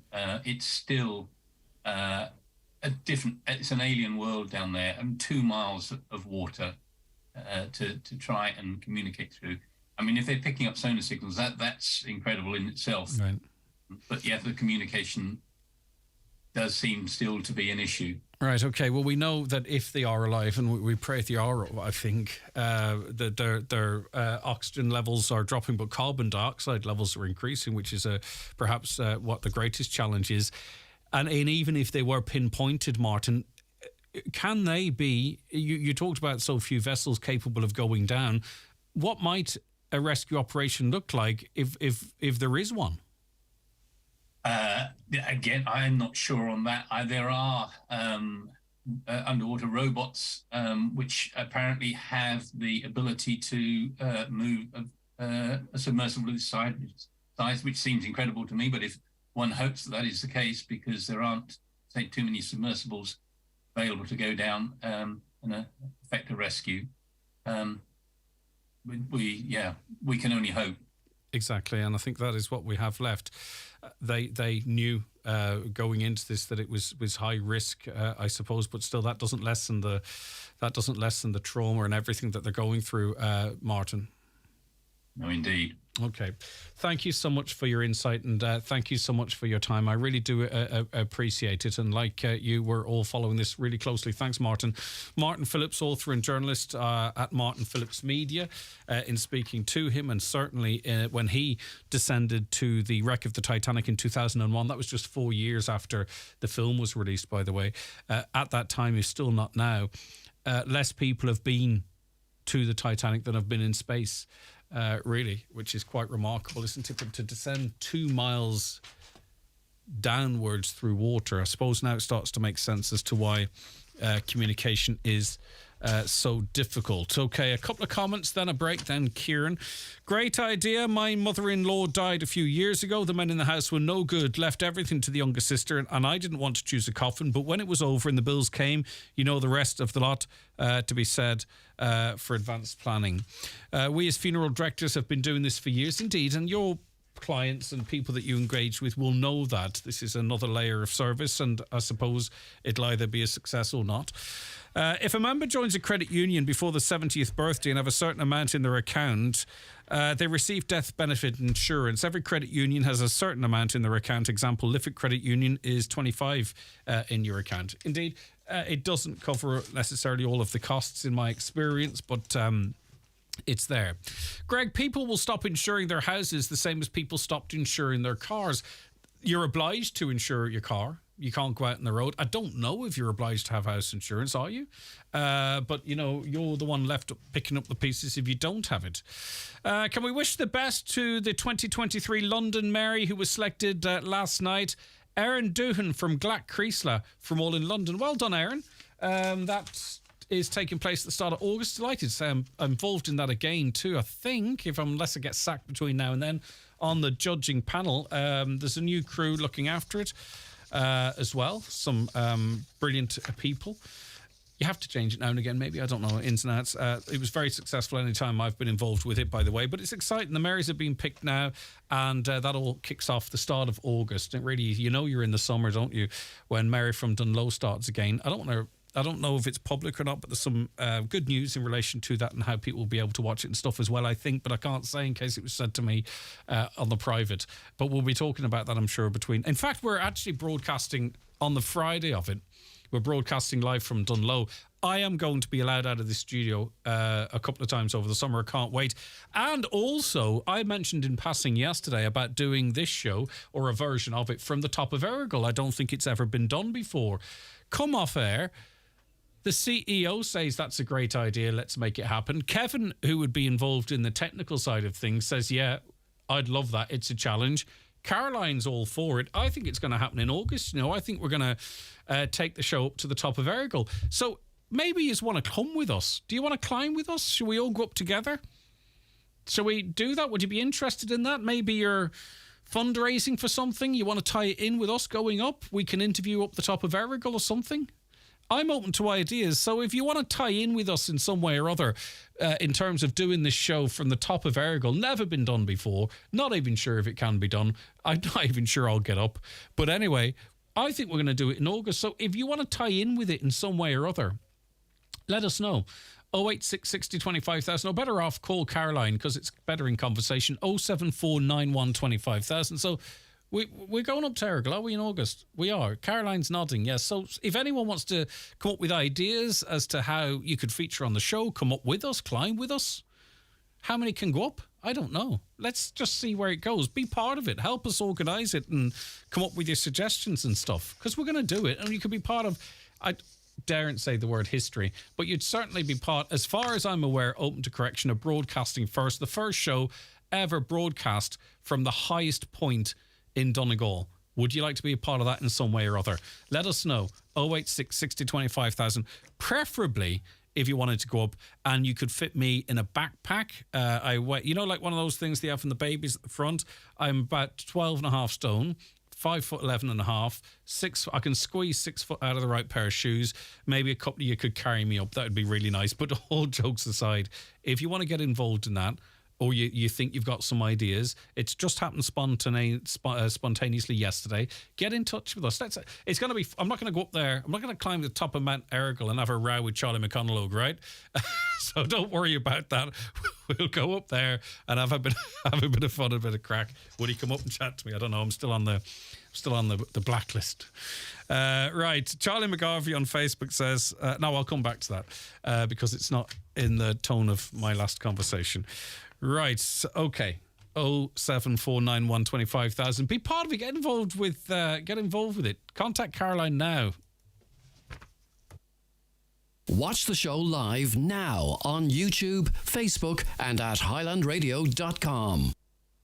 The 9 till noon show is brought to you by Letterkenny Credit Union. Digital loans now available. Apply online or via our app today and get your loan transferred directly to your current account. With more all-electric cars on Irish roads than ever before, now is the time to make your move. Now is the time to follow the leader and choose a Volkswagen ID, Ireland's best-selling range of all-electric cars. And now is the time to choose a Volkswagen ID3, ID4 or ID5, all available to order now for immediate delivery. Discover our latest offers at Volkswagen.ie. Volkswagen. Best-selling claim based on latest published figures. Are you tired of waiting for treatment or surgery? Did you know you can receive immediate treatment across the border under the new NI planned healthcare scheme at potentially no cost? Donegal patients are still being treated with us at Kingsbridge Private Hospital Northwest post-Brexit. The process is easy and our dedicated team will help guide you through it. So why wait? Contact us today to find out how you can skip the waiting lists and receive treatment in Northern Ireland. Visit kingsbridgeprivatehospital.com, because life matters. Mr. Blue Sky, please tell us why. The Lotto jackpot is a guaranteed €2 million. Play responsibly in-store, in-app or at lottery.ie. The National Lottery. It could be you. Milford Tiles, Wood Flooring and Bathware, Milford Retail Park. New wood flooring just arrived. 8mm AC laminate, $9.99 a square yard. 10mm, $12.50 a square yard. 12mm, $14.99 a square yard. Beautiful 8mm AC4 gloss laminate, $16.99 a square yard. All in stock, fitters available.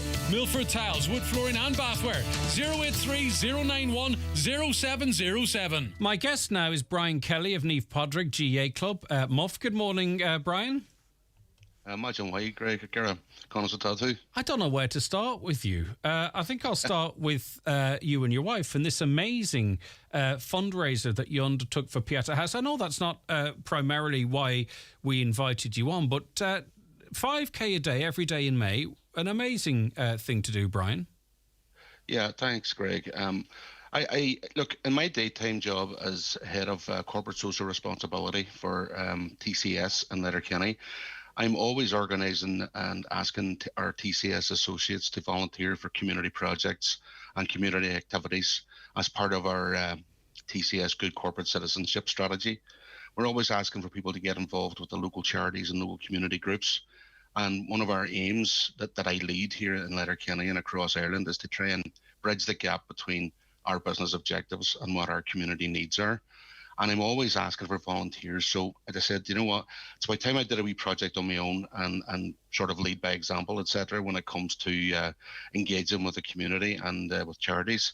So Grania, my wife, and I decided to do this 5K a day, every day, and to raise funds for Pieta House, to raise funds and awareness for suicide and self-harm prevention services, which Pieta House provide free of charge. And that is their aim, to have enough funds raised so that they'll always be free of charge for those people in crisis. And you know, we've all known people who are in crisis, and it's, you know, something that touches every one of us every day in every family across Donegal and across Ireland. So it was a 5K. It doesn't sound very difficult, in fairness, but I think 5K every day in May is all right, Brian. I don't think you need to play this down here. I think it's quite impressive. Providing you did 5K every day in May, not for speed, you know. So I hear you. Yeah, it was during this time we started walking. Well, my wife, in fairness, walks regularly, and she started taking the plastic bag and the gloves with her when she's walking. I know that it's called plugging when you go jogging and you pick up litter. I don't know what the word for walking and picking up litter is, but the first day we went out, I was amazed on the roads. You don't see it when you're driving around the main roads or the back roads, even when you're driving. But when you walk and you know, you're looking around you and a bit more and taking a bit more in. It's awful. I was shocked at the level of litter. Energy drink bottles, plastic bottles, cans, coffee cups, takeaway stuff, just thrown out the window. Yeah, beer cans, wine bottles. Unbelievable what people are throwing out the window. Right. Now we used to do this once a year with the Gaelic Club here in Muff, and quite recently we joined. We set up a group of Gaelica. In the Gaelic Club, and one of the tasks from the Gaelic Club was, with regards to the group of Gaelica, was to get more involved as members within the community. So it sort of, there was killing two birds with the one stone. So I said, you know what, it's the same. We brought the bag the second day we went for the walk, and we did the same area, and it was the same litter. You know what I mean? The next day we went back, it was there again. So to some extent, must be the same people. And Brian, I'm sorry to move this forward because Kieran's coming in to talk about business in a second. So as much as all the clubs and organisations coming together to pick up litter, is this a sort of a unified message to litter louts to stand up to them as well and say, look, we're doing this now, but watch what we're doing here. We're not looking to come back and do this next week again. We're looking for you to take a bit of responsibility, take your crap home and put it in your bin. Absolutely. That's exactly what it is. We're asking all the local clubs from the Gaelic Club in Muff, Redcastle United, Quigley's Point Swifts, the Irish the Scouts, the Irish Red Cross Youth Team, Redcastle Clean Coast, Muff Community Development, and Group of Gaelica.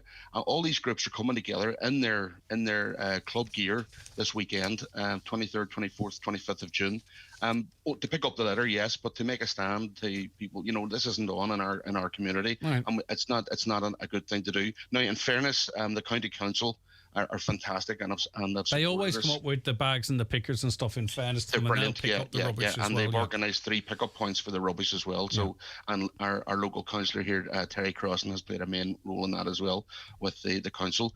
But look, you know, it's terrible that we have to do this, but it's the same. I mean, we did it last summer. We were doing it as part of the yearly cleanup with the Gaelic Club, and there was a car drove past.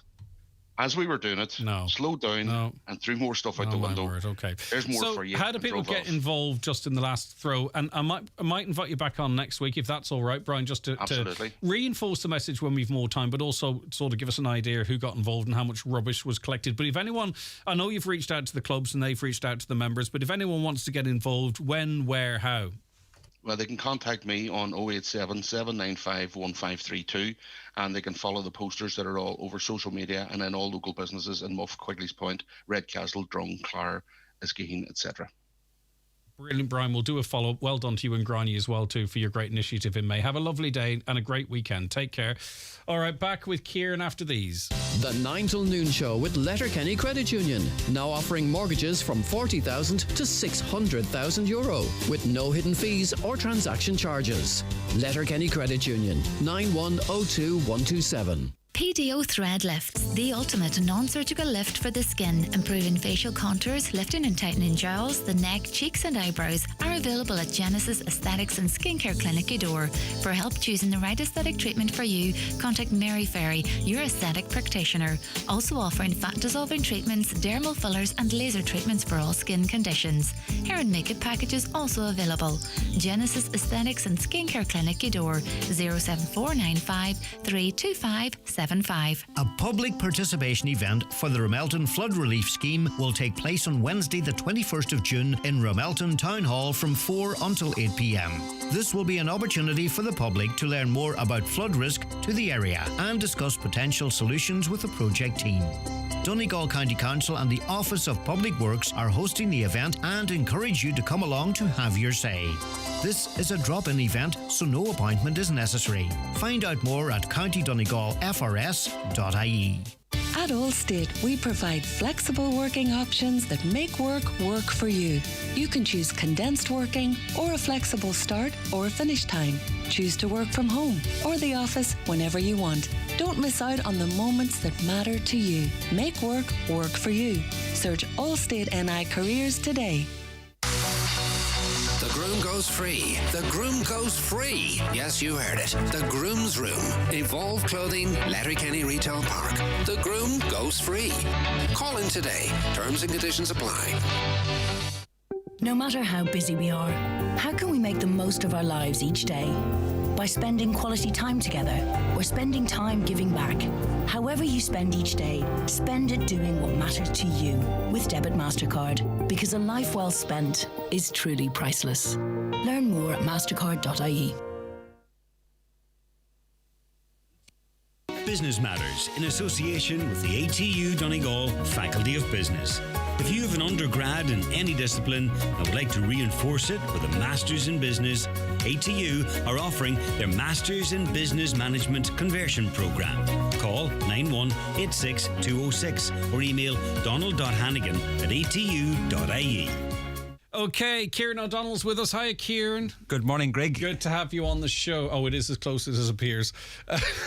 Only mess. Got to shove the camera in his face here. I have to take your word for it now, anyway. Don't hide behind that mic, Sock. We want to see those young looks of yours. Right, okay. Working Holiday Camp launch. Talk to me about this. Yes, the 2023 Working Holiday in Donegal campaign launched in GT Carrigart last Tuesday will run until the end of October. This initiative will aim to provide opportunities for people to enjoy everything that Donegal has to offer and spend more time with family and friends. So it's a bit of the blended working angle, Greg. Anyone who wishes to avail of the free working holiday voucher, log on to donegal.ie/workhall.dl. Yeah, okay, good stuff. 35th Errigal Arts Festival just around the corner now. Yeah, it's hard to believe it. It's going that long, Greg. The launch of the 35th Errigal Arts Festival takes place this Friday, June the 23rd at 5:30 p.m. at K2 Kinniger Brewery, and that's located at Ballyrain Industrial Estate here in Letterkenny. This year's festival programme will be officially unveiled by the new Cahirla of Letterkenny Mulford Municipal District, Councillor Kevin Bradley. I've spoken to Paul Brown, the CEO and Artistic Director of the Errigal Arts Festival last year, Greg, for the podcast, and during our conversation he would have told me that event generates around €1.5 million annually to the local economy, so it's a good earner. Yeah, really significant too. Great to see two of our women recognised. Yes, two Donegal women who are both former journalists have scooped awards in recent days. Joanne Sweeney, formerly of This Parish, a digital marketing consultant and author of Public Sector Marketing Pro, was named Established Businesswoman of the Year for 2023 in her adopted county of Galway. Joanne now goes forward to represent Network Ireland Galway branch at the National Finals in September that are being sponsored by AIB. And meanwhile, Letterkenny-based business Pumpskins, which was founded by ex-Donegal reporter Catherine Devine, was selected as the Republic of Ireland winner in the Yes You Can pitching competition at the All Ireland Entrepreneurs Conference presented by Women in Business. Pumpskins makes silicone gel covers for diabetes equipment, such as insulin pumps, glucose monitoring systems, and has distribution partnerships in 16 countries. We would have had both ladies on the programme in the past, Greg. They're both doing extremely well and both very talented journalists in their own right as well, so good luck to them. Well done to both. Right now, and I'm talking to you, Inishowen Lotto winner, if you've 1.45 million euro of loose change rattling in your pocket, what's up for grabs, Kieran? Yeah, Clara House in Remelton is the latest big property to go on the market, Greg. It's on the market, as you say, for 1.45 million. Built on a 23-acre site. It has 9 bedrooms, numerous reception rooms, and an overall area of 7,700 square feet. I'd be tempted. Do you think you'd get planning permission for an extension, though? Because I like even numbers, and I'd like to bump that up to 12 rooms. You could take down. Also, you could take down one maybe under. Numerous reception rooms. Yeah. 3, 4, 5. I need to know numbers before I commit. Well, listen, if you're contact Sherry Fitzgerald and property partners Paul Reynolds, they're both looking after it. They'll keep you in the loop. And there's money in this country. What is it? 141 billion euro in household savings. Kieran. 141 billion in household savings. So there's money out there. Right, okay, Rethink Money. What's this about? Rethink Money Limited, which was set up by Letterkenny man Sean McNulty, has created Ireland's first piece of digital financial advice software. And Sean hopes it will change consumers and how consumers receive their financial advice. Rethink Money is described as the financial advisor in your pocket. It's a simple piece of software that allows anyone at any time to receive quality financial advice, all from the comfort of their own home. We had Sean on the programme last year. It's been 9 years in the making. He's 10 years on the go and has finally gone live. So Rethink Money Limited is fully licensed by the Central Bank of Ireland. And for more information, log on to rethinkmoney.ie. Radio. Okay, so that's a roundup of some of the top news from the region and beyond. What's coming up on this week's podcast, Kieran? Yeah, on this week's Business Matters, Greg, I talked to Donegal County Councillor Anthony Malloy and Brendan Bradis O'Donnell, who is a member of the Brinefield Trust. And we talk about Donegal County Council's decision to lease the former courthouse in Glenties together with its enclosed yard to the Brinefield Trust. I'll also be talking to Sean Doohan and his daughter Amy, who along with Sean's mother Margaret run the well-known Shamrock Lodge in Falkirra, which won Pub of the Year at the recent Highland Radio Customer Appreciation Awards. I think that was announced by yourself. So, Greg, I was loaded, I can't remember. No, you weren't at that stage. I wasn't at any. Hold on a second now. It's all right for me to joke. I was at home and in bed at 11:30. Yeah. So, whatever about anybody else. You know, I was in here bright and early, fresh as a daisy the next morning, but I did make my own bed there with that comment, so I'm going to have to line it. Right, Kieran, go on. So, Greg, an estimated €4.5 million will be spent to transform the old courthouse in Glenties into the Brinefield Centre, which is set to create up to 30 full-time jobs. I asked Councillor Malloy how important the visitor centre will be for Glenties and the surrounding areas when it's up and running.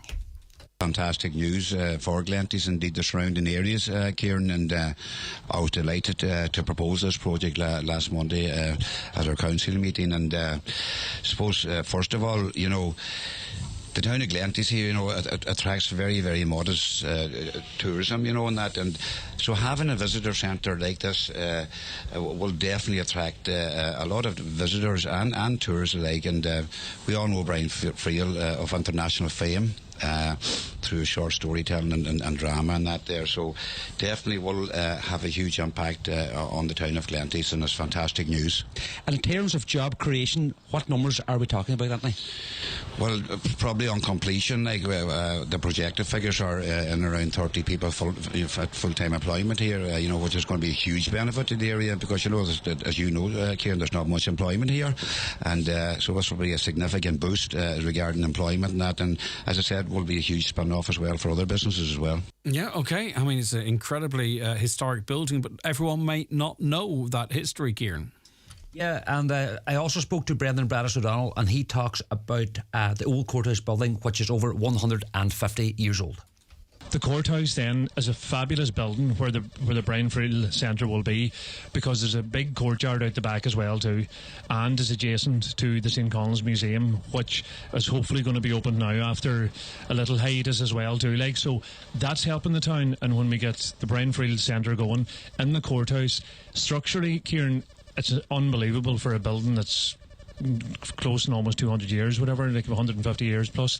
Like, it's just fantastic. You know, there's very little structurally wrong with it, if anything at all. Like the original windows and doors and even the cells down below are there, and that's in the plans that they're going to be kept as well, because it is, you know, it's a very important part of it, the structure of it and the history of it, so that will be kept as part of it, with a few tweaks here and there as well too. Like, brilliant stuff. Much more from Brendan and Anthony on the pod. We might come back to that topic. We'll talk a little bit now though about your next guests, Kieran. Yeah, when the founder of the Shamrock Lodge in Falkirk, Jimmy Doohan, passed away in 1983, his daughter Margaret took over the running of the bar on the town's main street. 40 years on, Margaret is assisted by her son Sean and his daughter Amy. Having spent 20 years working in construction in London, Luton and Manchester, Sean is happy to be back managing the family business. In this clip, Greg, Sean recalls his decision to set up a beer garden at the back of the Shamrock Lodge 3 years ago, which was to prove crucial to the continued success of his business. Unfortunately, 2 weeks before COVID, Mum had a stroke, and I actually tore my Achilles on the same couple of days. So we were gushed. So when the two of us were recovering, we were obviously sitting out looking around, and whenever I was back on my feet, we decided to build the beer garden that she always wanted. And hopefully it's been going, it's been flying, and it kept us going when we did eventually get serving outside. See, that's the insight you get into business through this podcast. Little things like that, well, it's not little, but you know what I mean, small business changes that make a big difference. You also chatted to Amy, Kieran. Yeah, well, during my conversation with Amy, Greg, I asked her if she sees herself staying in the family business, which she joined at the start of the pandemic back in 2020. Oh, I love working here. That's what people say. Would you ever go back to the shop? And I was like, yeah, I love the shop, but it's a completely different ballgame. Just be able to sit and have the crack with your customers, it's just great. And was this something that you always wanted to do, or had you hopes and ambitions to do other things when you were at school? Well, I wanted to be a nurse when I was at school, so that's very, very different. But no, I love it here now, yeah. And obviously, working in the pub, like it was never something I wanted to do, but obviously with COVID I was like, you know what, I'll give it a chance, and I love it. Yeah, and they were worthy winners of that Highland Radio Customer Services Award. Couldn't have gone to nicer people either. The full interviews with Councillor Anthony Malloy, Brendan Braddis O'Donnell and Sean and Amy Doohan are available to download now at highlandradio.com, or you can get it on Spotify or iTunes. And Business Matters also goes out on air on Sunday evening just after the 6 o'clock news. And if you want to contact Kieran or give feedback on the show, it's businessmatters at highlandradio.com. I just wanted to leave a bit of space for you and a recent trip in Dunfanaghy. What was going on there? Yeah, I was down at the official opening, Greg, of Dunfanaghy Youths FC football pitch on Hornhead. It's a great success story. It's the first time that the club has actually a venue of their own. They were 5 years without a home. 18 months ago they acquired and got the green light to develop a site down in Dunfanaghy, and numerous people were marked last night about from nothing to this in 18 months. The official opening was carried out by Packy Bonner. It was a huge community effort. Peter McCarry and Danny Ferry would have been the main drivers there, and a very fitting decision. The club have named the park after the late Callum Friel, a young man who died, unfortunately, a young man 3 years ago. So well done to Dunfanaghy, and it was a night that will live long in the memory for everybody involved in the Creasla and Dunfanaghy area. Well said. Lovely tribute as well. Kieran, thank you very much indeed. Kieran back with us next Wednesday, just around about 11:30 or so. We're back with you tomorrow morning at 9. News is going to be slightly late. John Bresson comes up thereafter. The 9 till noon show is brought to you by Letterkenny Credit Union, offering low-rate holiday loans